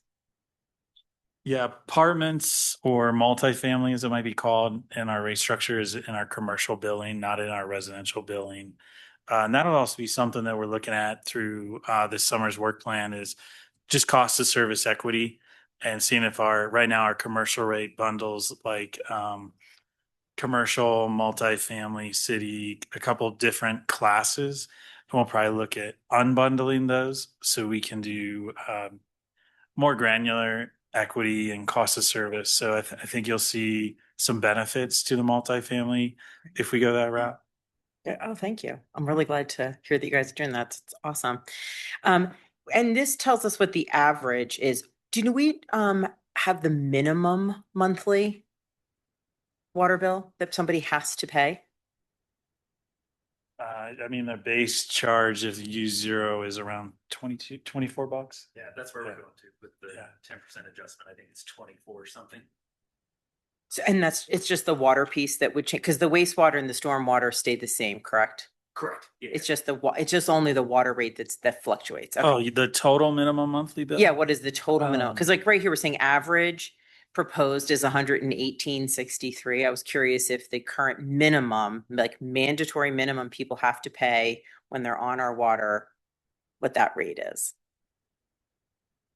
Yeah, so this has some amount of use in it. So wastewater and storm would probably stay the same. And so, yeah, you're right around $24 would be the base fee of water. Okay, good. So we'll still be under $100 a month then, as far as an absolute. So people who are either don't have like large outdoor watering spaces or have smaller families but are still in single family residential, theirs is not. I mean, it's still going up by the 10%, but we're keeping it below $100 a month right now. I believe so. I don't have those numbers memorized right now. I'll look them up while we're talking. I would also I think this is a good point to remind everyone. It's like, it's not only about the volumetrics that people use. So people say, if I don't use water, if I don't flush a toilet, why am I paying a bill? There's still a lot of infrastructure to get the water from the mountains down to us and then get it to your house and sitting there for if you want to use it. That's not a free cost. That's actually most of the cost. And then the volumetrics are, less at that point. So, Hence the reason we have our minimums, so that everybody is equally contributing to the raw cost of having the water available. correct. Right? Okay. And then back to just the kind of the rate stability and why do we have these increases? The increases have become challenging because of the bouncing around of our revenues. And so that this summer's work plan will look at raising that base rate so we can stabilize revenues. And then in the long term, that should help with smoothing. But right now it's kind of a short-term pain. And then what I thought I saw it in here, and now I can't find the slide. That, oh, you know what it was? It wasn't in the presentation. It was actually in some attached documents where it talks about the usage levels and the rates, how they vary with that. Has there been discussion about changing instead of increasing minimums, because it's such a fun and complicated topic, right? Oh, we had a lot of rain, which is great, but now we don't have enough money to pay for the infrastructure needs that everybody has to have. And then we also say now we're having less rain. I won't say the D word, and not enough rain maybe. And so people are using less. They're intentionally not watering their lawns and trying to be as responsible as possible to the big water levels. And then that also has an impact on us, right? Because now so to people who are not using it, even though we don't have all the water, if there are people who are using lots of water, times when it's wet, times when it's not wet, right? Rather than increasing that minimum, that base, is there a conversation in increasing the incremental cost to using larger amounts of water? Yes, we'll be looking at both through the work plan. So you have your base fee, then we have different tiers like tier 1, 2, 3, or 4. So we'll look at our tier structure. We might break that up into like right now we go from 0 to 5,000 and then 5,000 to 20,000 on your water usage. And so maybe we break that to go 0 to 5 and then like 5 to 12 and then 12 to 20. And then at a certain point, we can have a higher incentive to not water. And so then there'll be a balance of that will generate more money, but less use. And we'll try to figure out that balance. Thank you. I really appreciate you doing that and looking into those like additional options for that. That's great. Yeah. The minimum fee of water, wastewater, and stormwater, we just added up about $51. Thank you. Mm-hmm. Any other questions? Yes. Councilmember Dickens. Apologize for my ignorance. I haven't been on finance committee for a year or two. I'm not seeing anything about commercial properties here. Do they pay the exact same rate? Like, there's a lot of examples of what residential, like, is this just the residential rate? Or is this the exact same rate as the commercial? Or do we just do something different? Have we ever moved them differently over time? Can you help me understand the impact on our commercial users? So this is for the average residential bill. Commercial has a different rate. Totally different rate. Totally different rate. It's in attachment 3 in the packet. Okay, thanks. And that's kind of based off, again, that cost of service equity and how we bundle those different user groups. And so just to kind of repeat, when we unbundle, if we do that, if we present to council an unbundled commercial structure and then you have multifamily commercial irrigation or whatnot, each of those classes will have a different rate based off their impact and usage on the system. And the percentage increases are the same for both residential and commercial. Okay, so that part is the same. Yeah. They just have different starting points. Councilmember Cooperman. Just one little follow-up to that. Do you know offhand how our commercial rates with this increase will compare to other municipalities roughly or not? Yeah, so I didn't get all the way through that analysis. Last time we did it, we were towards the bottom on the commercial as well. As far as I got through it, it was there, and that's something we can follow up to council with that graph that shows the commercial rates. Sure. It's relative on that community comparison, the commercial and the residential. The one caveat that we always put with that is there's a broad range of commercial users, so it's sometimes hard to get one example, but we do have one that we can use. A follow-up to that. We would like that analysis, would be good to get out, and frankly, probably shared with the public too. I think the public and businesses would really appreciate seeing that as well. And I also, this may be a better question for finance, the finance director, but do you have any recollection about what we do for our consumers when they're having a hard time paying the water bill? And can you speak to that? And that may be something that, if you can, I don't want to put you on the spot, but I'd like to hear more about that. Yes, so we have a funding source that goes to Sister Carmen. So it's as part of overall low-income assistance, utility billing falls under those sources. Do you have a sense of how much that's being used for this as opposed to like other? Don't remember off the top of my head. Do you remember, Kurt? Yeah, I can chime in. I don't remember the number offhand, but when we do that every year, we set a certain amount of funding that must be used for this Yeah. versus other items. So we're very specific there. And if I recall, we upped that funding last year. Yeah, I think it's important. I mean, we can say this later. Well, I mean, let me say it later. Let's get to public comment first. Unless we've got another comment, we do have a question. One other point on that question, which is the Finance Committee a year or two ago moved that program from being city administered to Sister Carmen, and the reason was we had relatively low numbers, like 15 or 20 people using the city program, and the feeling was the cost of administering our own utility assistance program didn't make sense, just given that it wasn't super heavily used, and that Sister Carmen has much better resources for providing holistic assistance to folks who might be struggling rather than having to deal with many different programs. Right. Do we have any public comment? Oh, okay. Council comments, just sort of frame this just in terms of we, as a council, take this issue very seriously. There are some in our community who sort of say, no big deal to absorb extra fees. And that's a good thing for them. But there are a lot of people who watch this stuff very carefully. Number one, they want to get value. We all want to have value that we're providing. But also, for some people, it does mean a bit more than that. And I think I want to say to the public generally that I have the highest confidence in the Public Works Department and the work that you're doing, that you're trying your very best to keep these rates as low as they can be. The smoothing, which is an approach we've done for some years now, has helped that a lot. And that's not an easy thing to ensure. So I want to appreciate it. I really appreciate the staff work on this just over and over, year after year. And I know council was watching this stuff very closely because our voters do as well. They should.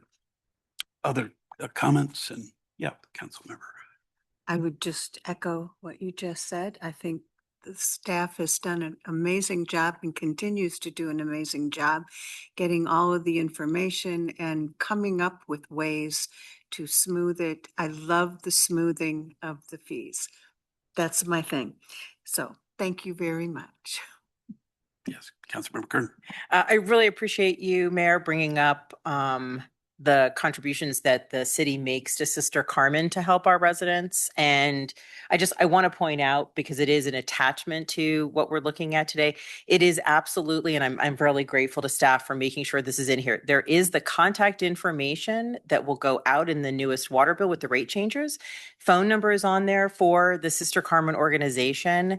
And I really do not, I agree. I do not want our community members to hesitate to call should these increases create any burden for them that they feel uncomfortable with. This is a very private, very confidential way to get assistance. And from everything that we've been presented, especially last year specifically, the Sister Carmen organization came and presented and discussed. They want to make this as easy as possible for our community members. And I can't thank everyone enough for doing this, for stepping up, for it being just beyond, as Councilmember Hefner was saying, a senior program that was underutilized, also because the parameters were ridiculously tight. I think that we did a really good job as a council in opening this up and making these funds available, quite frankly, for any household in Louisville that needs this help. So appreciate you bringing that up, Mayor. Thanks. Yes, Councilmember Hefner and then Councilmember Cooperman. Yeah, I'll be relatively quick. I'm not wild about double-digit rate increases, and I'm hopeful this isn't something that's going to continue.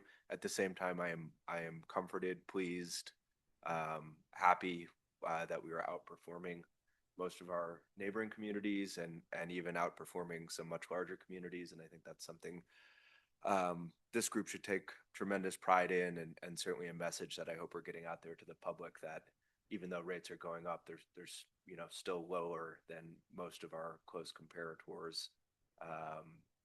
And there are real costs associated with providing what may be the city's most core service, which is utilities. I'm wondering, to what extent can you look ahead a little bit to next year? Do you think we'll be looking at double-digit rate increases again or not? And I'm asking that in part because of the charts, the three charts showing the cash reserves. That like there's this dip down, right, and then everything sorts of look better after that, at least in the reserves. And I'm sort of wondering how those might work together or not. Yeah, so regrettably, we're looking very similar to what we have this year for next year and the foreseeable year. Really what that is everything's front loaded on our capital. So we're seeing a lot of those expenses up front because we have known expenses. As you get farther out into the rate model, there's less things that have been identified. Again, there's a lot of uncertainty with this current rate. So that's why we kind of pulled out that look ahead is things can move quite substantially on us. And so there's potential for large swings in whatever we have for 27. I would just build on that by saying some of these things that are front loaded are things that we've already delayed for many years, going back almost to 2019, 20. And so it used to be that inflation was predictably low. And so you could like push things out and kind of keep up. But like inflation's just not that anymore. And so anything we push out just keeps compounding against us and driving that rate curve up. So just kind of throwing that out there that it's everything's compounding against us. It's more like a race against time than trying to spread it out and buy time. Okay. Right, anybody want to make a motion? Or wait, we have public comment because we haven't done that yet. Did? Right, sorry. Lost power on my computer and my mind drifted. All right, so motion. I will. I move to approve resolution number 42, series 2026. Second. Okay. All in favor? Aye. Thank you.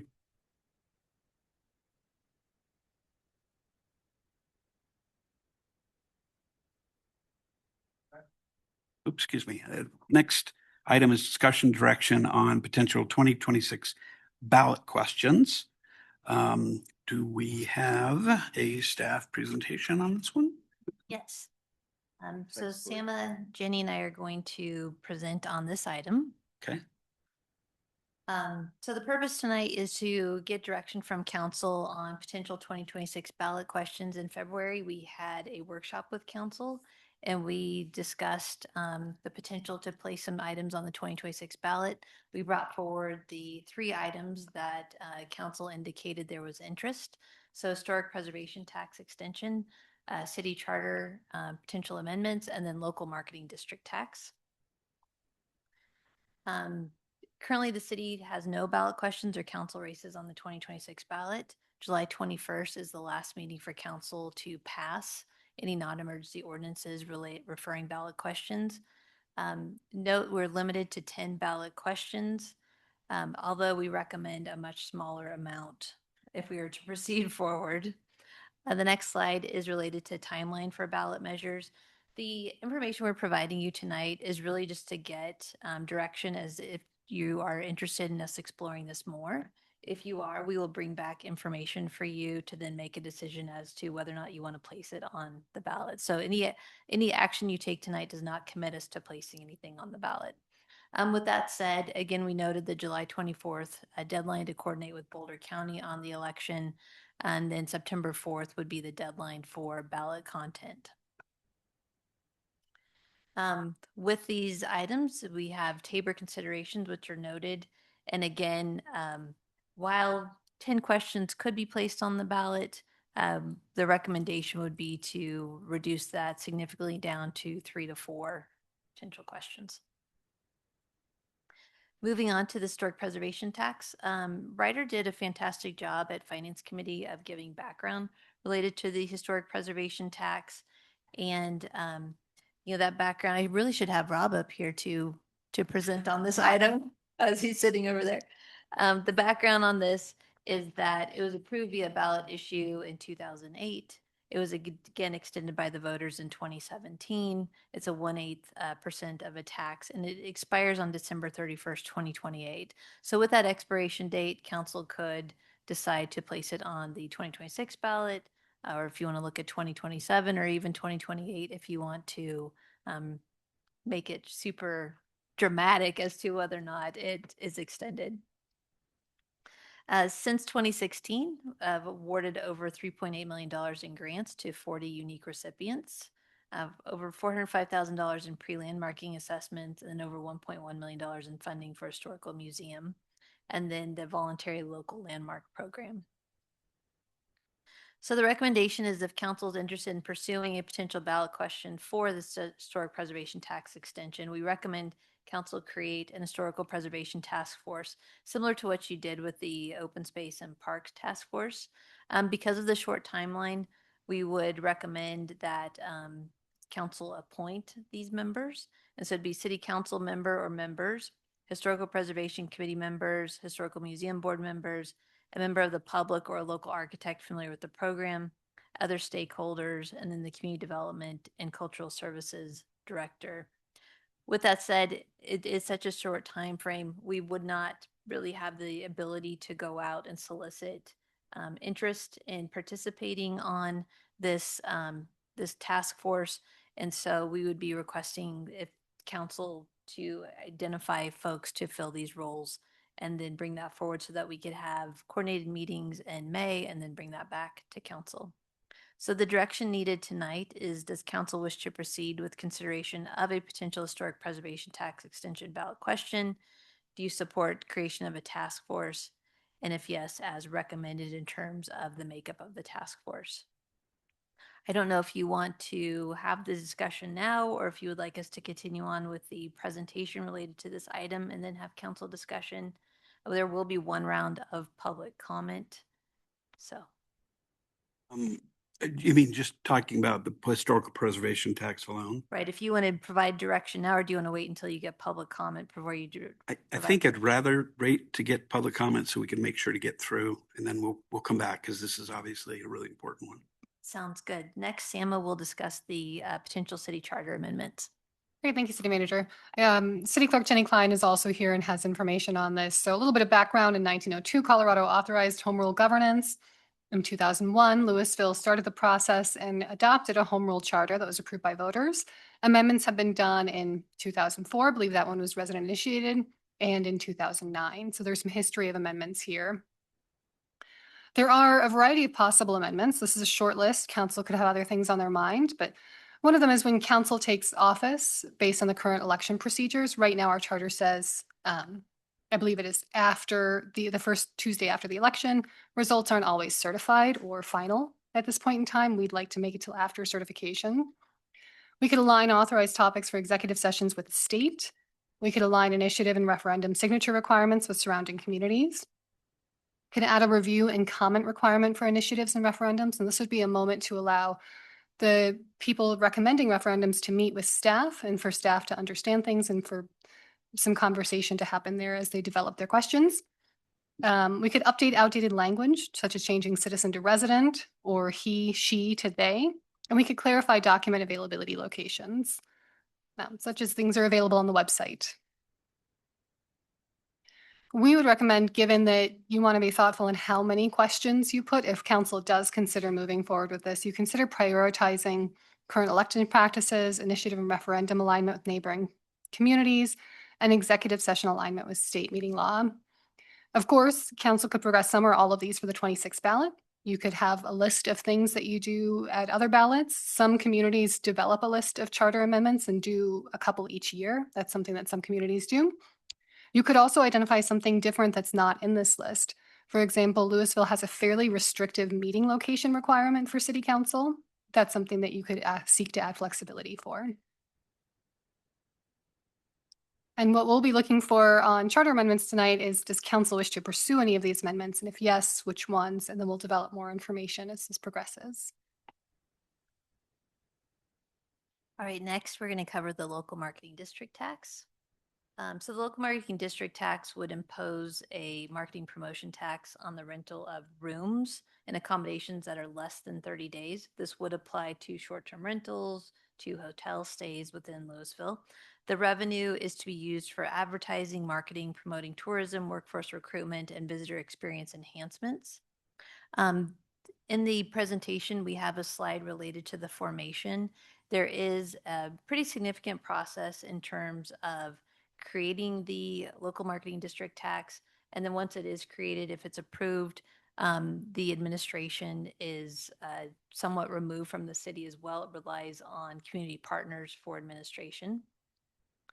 Currently, the city has a lodging tax that was approved by voters in 2002. It's currently at 3%. And since January 1st, 2003, it's generated approximately $8.5 million with 407,000 collected in 2025. This would be in addition to the sales use tax. At this point in time, staff is not recommending to move forward with a local marketing district tax based upon what's required for the formation. If there was interest in proceeding with this, we would recommend to evaluate this for an upcoming election. Alternatively, council could give direction to look at increasing the lodging tax. That is a much more simplified process. It's more simplified in terms of how the funds could be utilized. The current lodging tax, the funds are to go towards cultural services and the museum. So if we were to proceed with that, staff would also recommend identifying how the funding could be used so the voters would know what the funding could be utilized for. You could leave it more generic and see how the voters vote. With that, that covers the potential items, unless council has other items that you would like us to explore, and we can go back to discussion and direction. Why don't we take any questions about the presentation from council members and get some public comment here? Any? Yes, Councilmember Cooperman. Just one little question. Do we know in other jurisdictions, is it typical to seat a council member after certification, or do other places also have something like we have in our charter currently? I'll let City Clerk Klein take that one. It is actually customary for it to be after certification, so you don't run into an issue with not knowing who the seat belongs to. Good. Other questions? It just takes so long sometimes to get the certification. I appreciate though that the difficulty of doing it. Other questions? I had a question about the charter amendments. I had wondered this before. Are the charter amendments each separate, when you're dealing with a separate topic? Yes, we would recommend they each be a separate topic. Fair enough. Okay, other questions? Otherwise, we'll take public comment. Do we have anybody sign up for public comment? Tanya Samaru.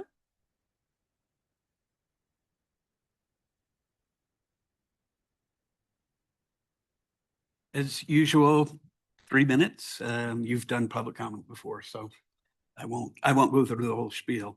Okay, Tanya Samaru. I wanted to speak about charter amendments and advocate strongly for increasing the number of signatures needed to bring an initiative or a voter initiative or referendum forward. This is something after the 301 recent election,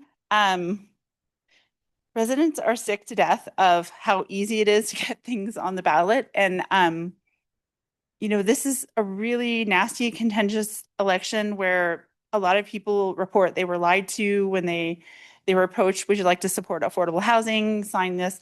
And it was a really nasty campaign that was very upsetting to people. This is not a place where we have a lot of news. So you hear word of mouth and you hear things on social media.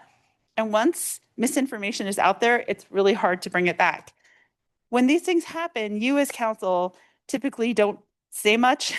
The city government is kind of, to some degree, constrained. So it's just up to residents to sit there and duke it out. I want to encourage council to consider limits that are at least 7.5% for both. The thing is that in Louisville, we have more process than other cities. Like to construct a new neighborhood here, there's an absurd amount of process. And by the time you go through all that, it shouldn't be so easy for people to revisit it. Or it seems like perhaps that should be proportional to the fact that we have so much process. If you have a really low threshold, it's easy to get signatures. It makes it easier for something that has a low chance of passing to get on the ballot. And when something like that gets on the ballot, it's stressful for everybody. It was really stressful for the community, this whole last election. If you have something that, let's say you have some crazy cowboy council, they don't listen to anyone, no one wants to recall them, and then they pass something that's massively unpopular, it's going to be very easy to get those signatures, to get a higher number of signatures. There's a balance here. Like, these things are protected in the Colorado Constitution, and they're part of our way of government in Colorado, but it needs to be balanced. Think about how much process we have, how many opportunities for feedback we have here, and are we just going to bypass our whole elected government and system with, a bunch of crappy misinformation in the future? This really throws things into disarray. I think you need to think about the impact of that on the community and come up with a better balance. Please put it to the voters to increase those limits. People feel strongly about this. Thank you.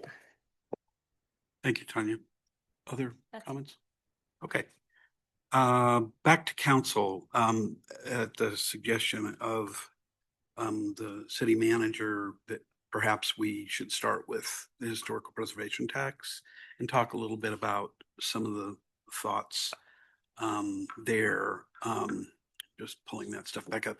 I think the recommendation was a good one for having a kind of, I'll just speak for myself, a kind of task force like we did for open space a couple of years ago, because that helped to get good information from the public. I think we had a really highly motivated chair of that task force, and it was very well done. And I think you've included in that a pretty good group, but I'm interested in one, whether, I suppose there's a big question of whether anybody wants to put it on the ballot at all this year. There's a question, we can decide that. But if we want to do that, do we want to have a commission or not? And then we can talk a little bit more about doing it. Yes, Councilmember Hafner. So I'll share my view, which is it's pretty essential to have a task force of some kind to figure out the policy details of what we're putting on the ballot. The tax does two pretty different things. One is fund the museum, and one is provide grant funding for historic preservation. And so I think we need to give sort of due consideration to what goes on the ballot to best fulfill those two goals. The only amendment I would make to the staff recommendations, and I think we need to balance out the task force a little bit with folks who are not necessarily historic preservation types, and in particular, people who either don't live in Old Town or have a business in Old Town, because we ask all of the city to pay this tax, but it benefits a relatively small geographic portion of the city. And so I think we need to make sure we have representation from folks who are essentially just being asked to pay, who will never probably receive any of the grant money, and just make sure that perspective is accounted for. And I think we've gotten some emails over the last few days, questioning, and I'm not subscribing to this view, but questioning, does it really make sense to continue to have this tax to fund a small number of either private homeowners or private businesses in Old Town, and just give consideration to that question. But I think, last point, 2026 is my preference. Like, I think we can do the task force relatively efficiently. I think the group of us can come up with appointees and get something on the ballot with plenty of runway left before the tax expires, especially because it's our funding source for the museum, and it would be tragic if we endangered that. Boy, others, yes, Mayor Pro Tem, and then Councilmember Stern. Thank you. So I know the intention tonight is not to go into detail in these things, answer the questions that are up there. So I will say, I think Councilmember Hefner nicely summarized where I think is a reasonable direction and timeline. And I'll just second what he said. Yeah, I appreciate that, because that was going to be my comment too, is that we really make sure that the portion of the community that doesn't, and I think it's actually a larger portion of the community that does not get to participate in this program, and that should be maybe the measure of representation. So it's equal. People who are being represented are not like 50% from downtown and 50% not, when it's not the spread of the population. I would like to see that kind of a balance. But I also was hoping, and I think there might be some in here, is the discussion around, do we want to change like how much money is needed to the museum, open to those kinds of conversations. And I'm very particularly interested in hearing from staff what that looks like, because we've heard some concerns, and I would appreciate not only that detail being given to a task force, but coming to us so that it helps us to inform our decisions. Thank you. Other comments? Councilmember Cooperman. Yeah, I very much agree with the perspective that Councilmember Hefner shared. I mean, the one thing I am wondering about is, is basically the year that we might run an extension. I don't feel strongly about this year, but I don't think I know all the arguments for why maybe this year is best or not. So I'd be interested in hearing just a little bit from staff about that, but also if you want to weigh in or. Yeah, my view is just, we don't want to run out of time, right? You don't want to be doing this in 28. If you do it in 27 and it doesn't pass, it puts an awful lot of pressure on 28, and maybe you have to be sort of more limited or circumspect in what you propose. I think if we do it in 26, I think we can maybe put something a little more creative to the voters, and if it is rejected, we know we still have 27 to go back and try again before we're in like a total crisis. That's my thinking, at least. Staff, do you have thoughts? Sure, I can add a little bit too. And I think there's pros and cons to all of the options, but oftentimes organizations will want to run ballot questions when they maybe don't have council on the ballot, because having council members running for election while you have other ballot issues can just add to the silly season of elections. And then 2028 would be the last year. It's also a presidential election, so it'll be a very busy ballot. Do we have consensus that we want to go forward with putting the tax on there this year? Yeah, Councilmember Dickinson.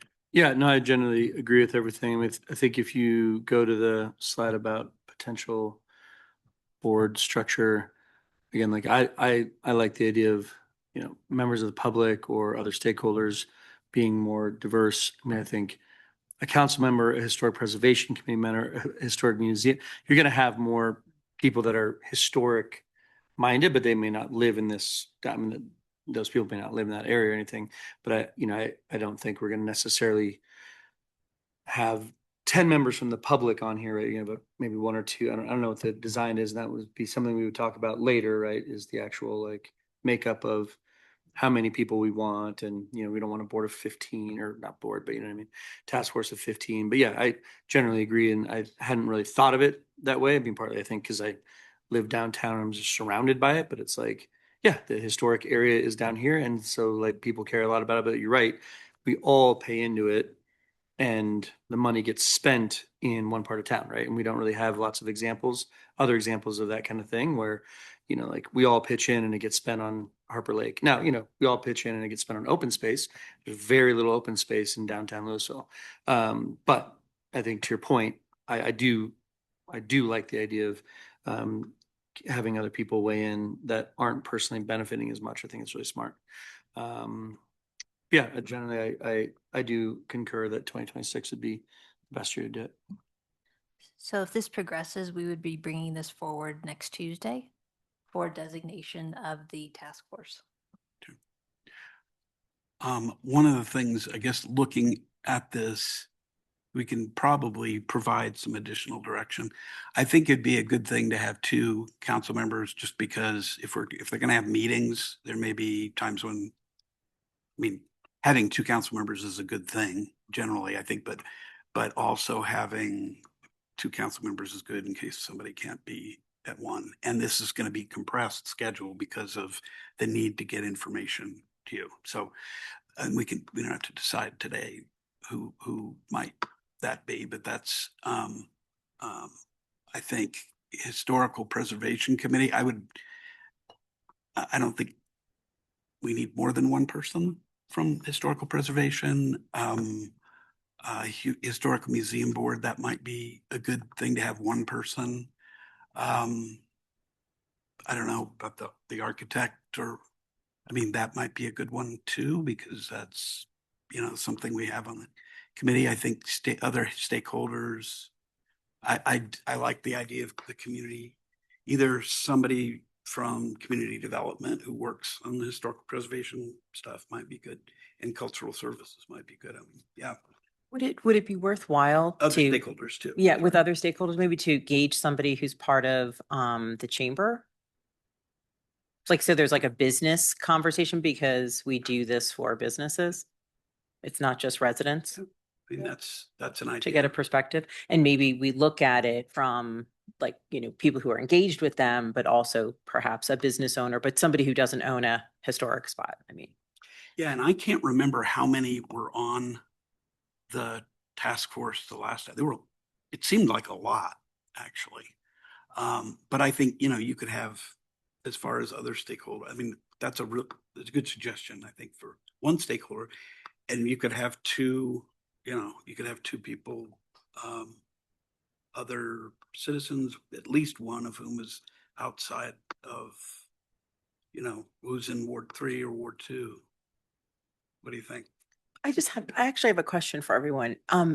If we just wanted to keep the tax, make no changes, would all of you still want to do a task force if we were just going to propose that we just renew this? Or are we saying, let's do this work because we would like to see a change to the program, to the tax? Councilmember Dickens.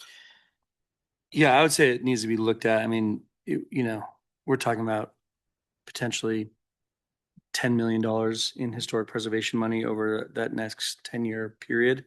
And not $10 million worth of, asks typically coming through so I think there are some really cool creative ways, maybe funding a museum remodel that they've wanted really badly. Maybe I think there are some really creative things that could potentially be done, maybe making the area bigger, maybe making the eligible concepts bigger, right? So I think there are some big questions on, it's a lot of money or it's half as much money, right? Like that's a big choice to like decrease the tax or all those things. That's what I was going to ask So you I guys. think there's enough meat there that you'd probably want a task force to ask those questions. That's what I was getting at too, is if we were interested in making sure that it wasn't just a conversation about the renewal and keeping things like the same rate, but potentially reducing the rate, changing it. So I just wanted to make sure that everybody wanted the task force to talk about all of those different optional things, and because that staff probably needs that direction to ask them to focus on that.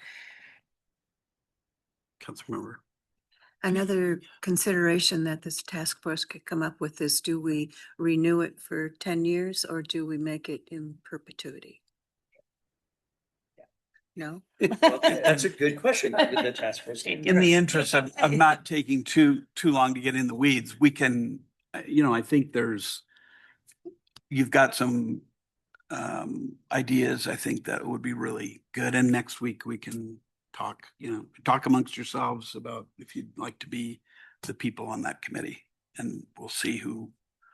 I think having two would be good. But what as far as other stakeholders, because that's one, we talked about one being somebody from the chamber perhaps, or. Mayor, if I may, I think we also heard other stakeholders from other perspectives within the city who may not be currently tied to downtown or historic Yes, yeah, preservation. absolutely. And so I think with what we have, we can kind of put together an updated what this could look like. Yeah, no, I think that's good. The question was more, how many should we have? I think that's a good direction to be able to give to you.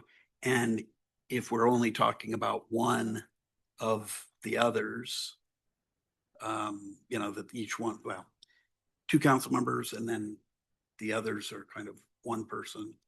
How many stakeholders do we want? Do we have an idea? Yeah. I don't necessarily have an exact number in mind, but I'm confident with staff managing those meetings, they will likely have a magic number they'll land on where they think, it's a good size to have a productive conversation, but capture the amount of background and ideas that we want to capture. So I can't say the cutoff right now. Yeah, I guess I would raise an issue. Staff is, in my view, on a tax issue, staff is not leading those conversations of a task force. Right. I think that would be my suggestion would be 8 plus the 2 staff members. So it'd be 2 council members, Historic Preservation Committee member, Historical Museum Board member, an architect, a member of the chamber, and then that would be 2 other public members that could represent the non-utilization, non-downtown. If you get too much larger than that, it just becomes really unwieldy to try to manage. And so I think 8 plus the 2 staff members.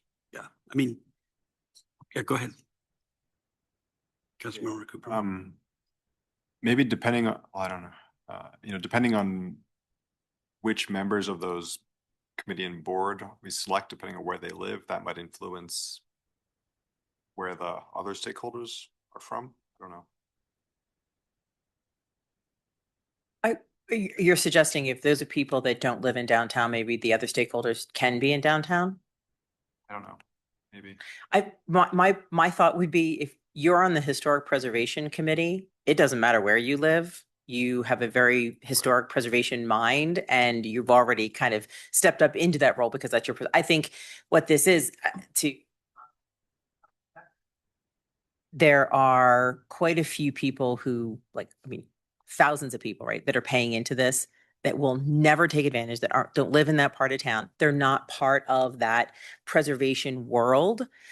They might love the museum and say, oh my gosh, this is absolutely, we had no idea. Thank you for bringing this knowledge to us from a staff perspective. Now I understand why we have to do this. But I think if you're already on one of those 2 boards or committees, it kind of doesn't matter what part of town you're in. I think that's selling.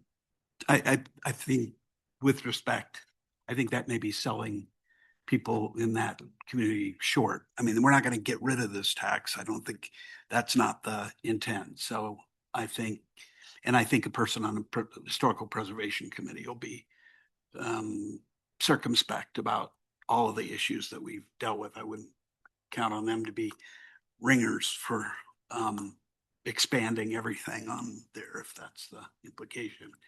But I guess, I mean, it seems like that's the way you just described it seems fine. Are we talking about somebody from community development and a cultural service, separate person? Okay. Correct. Yeah, I think because of the compressed time schedule, it's going to be a very intensive learning moment for these task force members before they can be asked to make these decisions pretty quickly to recommend something to council. Yeah. And you want to propose a schedule also when you come back to us? We will. Okay. Good. Right. Let me go to the others. We just take them. You want to go to city charter first? Chris, can we stick with tax and do the charter things last, so to do the next tax item? Sure, that's fine. Thank you. I was trying to go in order, but I guess, yeah, the next one's a tax one. Is there interest in doing a local marketing district and a tax relating to that? Is that something that is of interest? Is it the right year to do that? Is it a better year to do something else with respect to that? Yes. I like the city manager giving us some additional options here. I think with Sundance on the horizon and the additional expected lodging that we're going to have, I really like the idea of enhancing our lodging tax and having a portion of that tax be utilized for this purpose.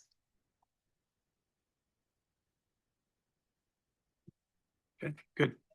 Yes. Is there any risk to having 2 tax items on one ballot issue? Could this somehow impact, even though historic isn't new, it's continuing, could it put at risk the historic one? There is the potential for that because it is a tax. I think what's going to if we were to increase the lodging tax, make that different, is that would apply to visitors coming to Louisville versus it would not apply to residents in Louisville. And so, if it was a tax that was going to apply to residents, it might have a larger impact. We can bring forward different options, and you can always decide not to proceed. So we could bring forward, here's different percentages that you could consider, and consider, comparison to our surrounding communities. So you can see where our lodging tax compares to surrounding communities. We can bring that forward. You can still decide to hold off. You could decide to proceed, but we can provide you some information. Okay, that's helpful. Thank you. Councilmember Ratner. I'll just register. I'm a little skeptical of this idea, at least where it sits now.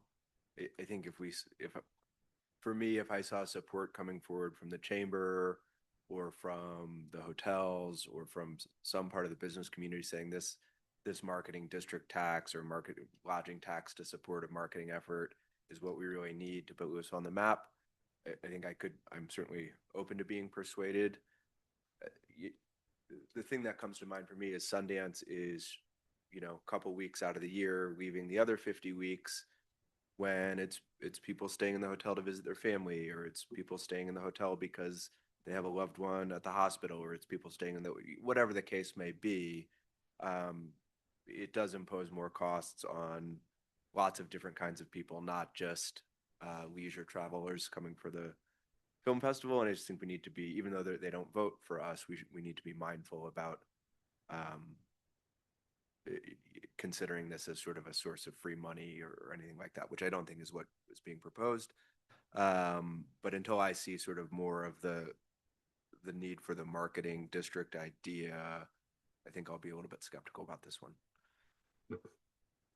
Councilmember Dick. And maybe that request isn't super official, but I have heard, I've had a direct conversation with the director of the chamber as like, oh my God, this would be amazing.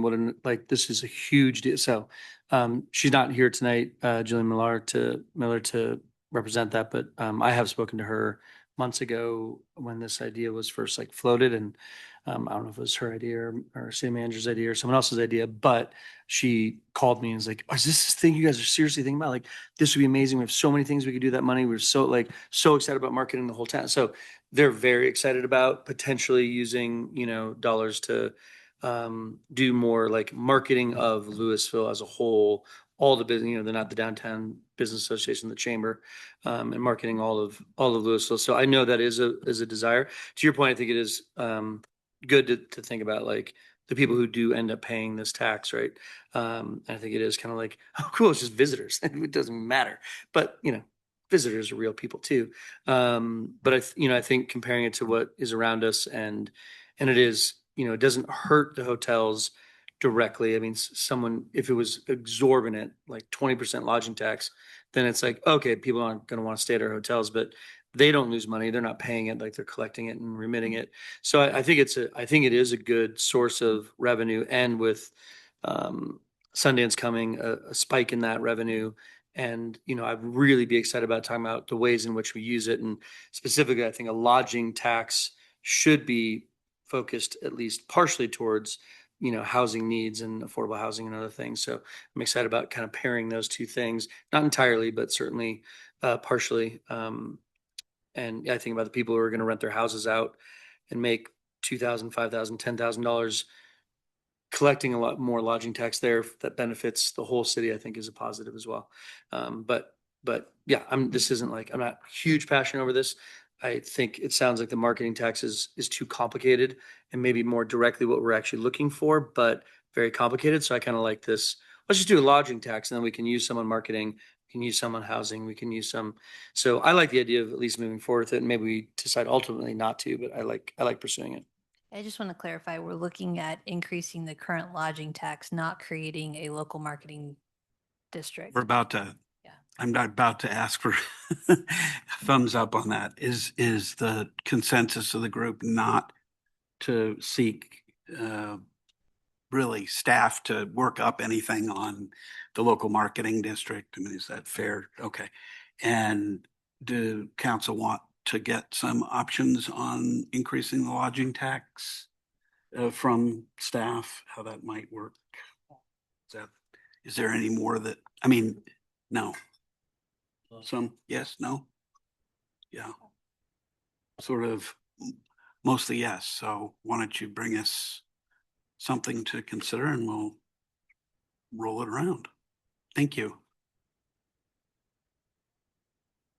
Now we're ready for charter amendments, unless there's another tax amendment. Do we have somebody think of another tax amendment? All right. So charter amendments. First of all, anybody have any interest in any of the charter amendments that were discussed? Okay. So why don't we run through them? I think we got a whole bunch. Yeah. All right. The election process one was, I think most people were nodding their heads about that one. That one seemed like a smart one. So, okay. Aligning authorized topics for executive session with state open meetings laws. People comfortable with proposing that?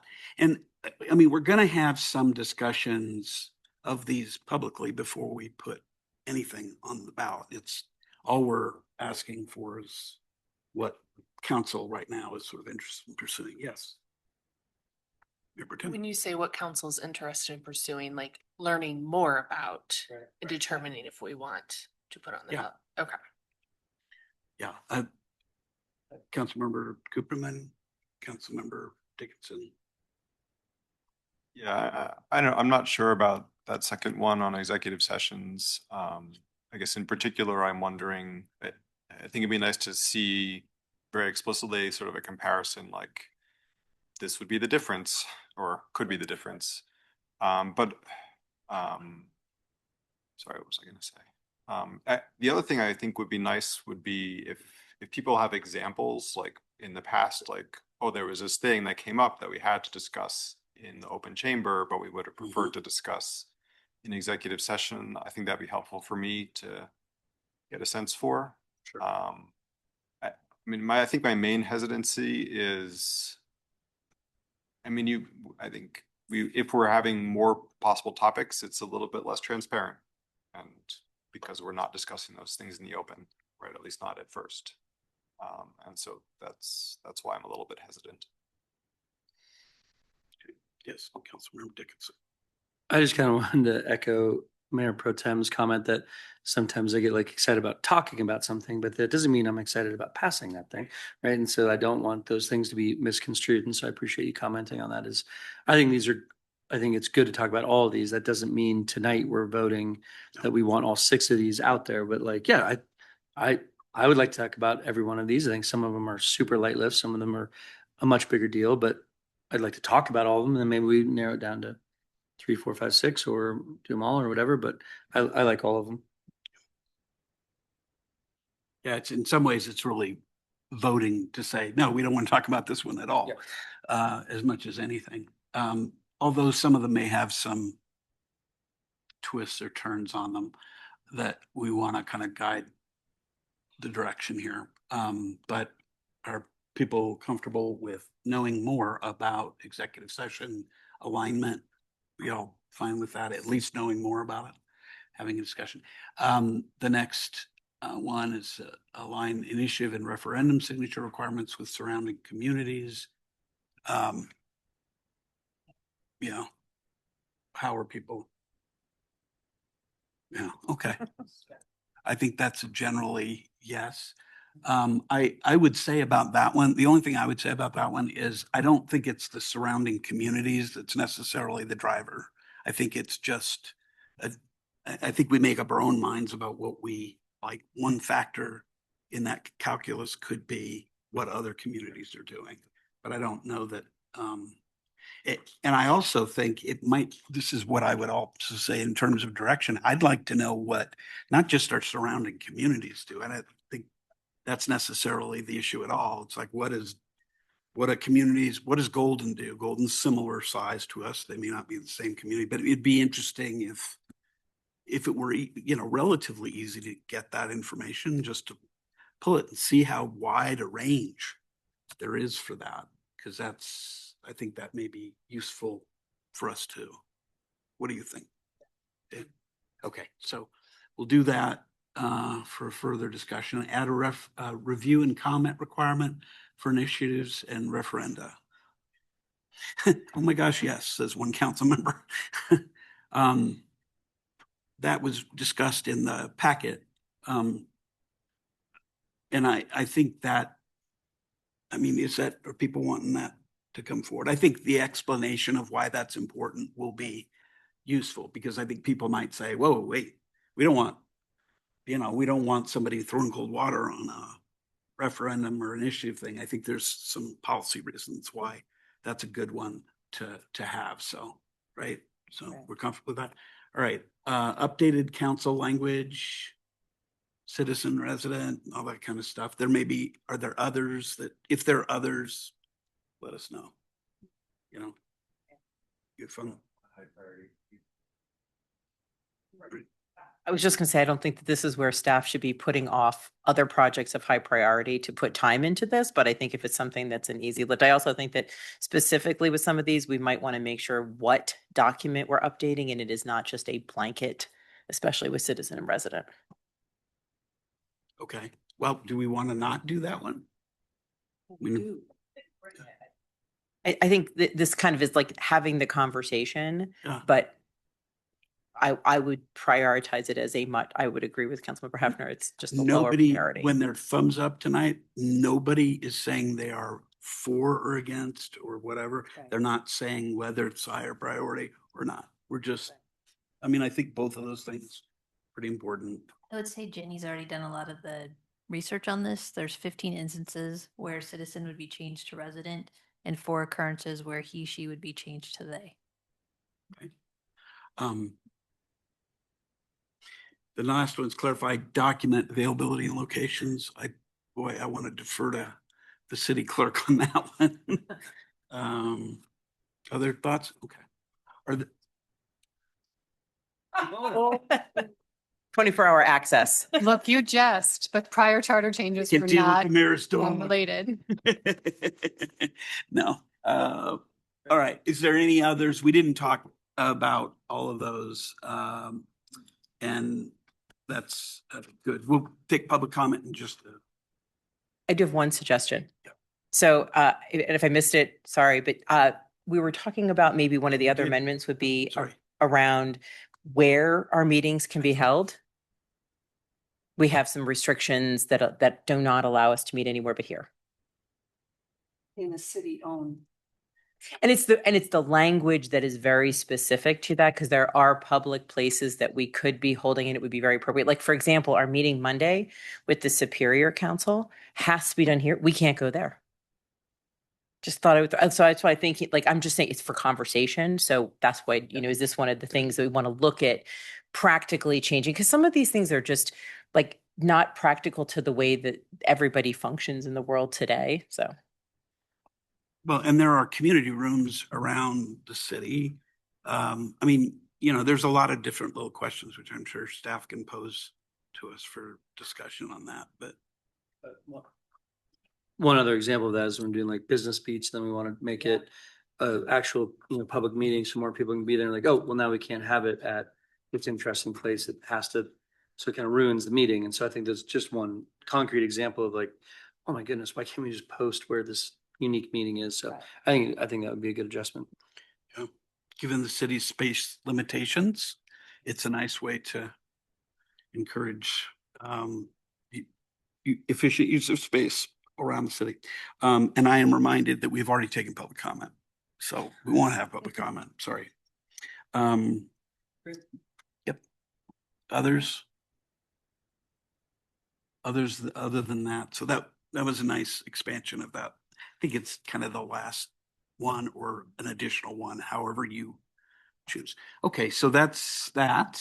And let's see, I think that's it. All right. If there is nothing.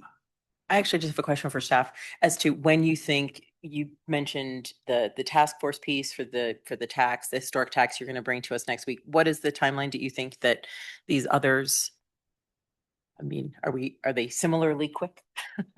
We've talked about having a June meeting to discuss these. We need to look at your calendar, but based on the election timeline, we'd like to have a June meeting so that we can get very clear direction and you can make ordinance decisions should you progress any of these in July, and we can meet that calendar deadline because we have to commit in July to Boulder County if we're coordinating an election, and we do want to coordinate the election. It costs a lot more to run a special election. Absolutely.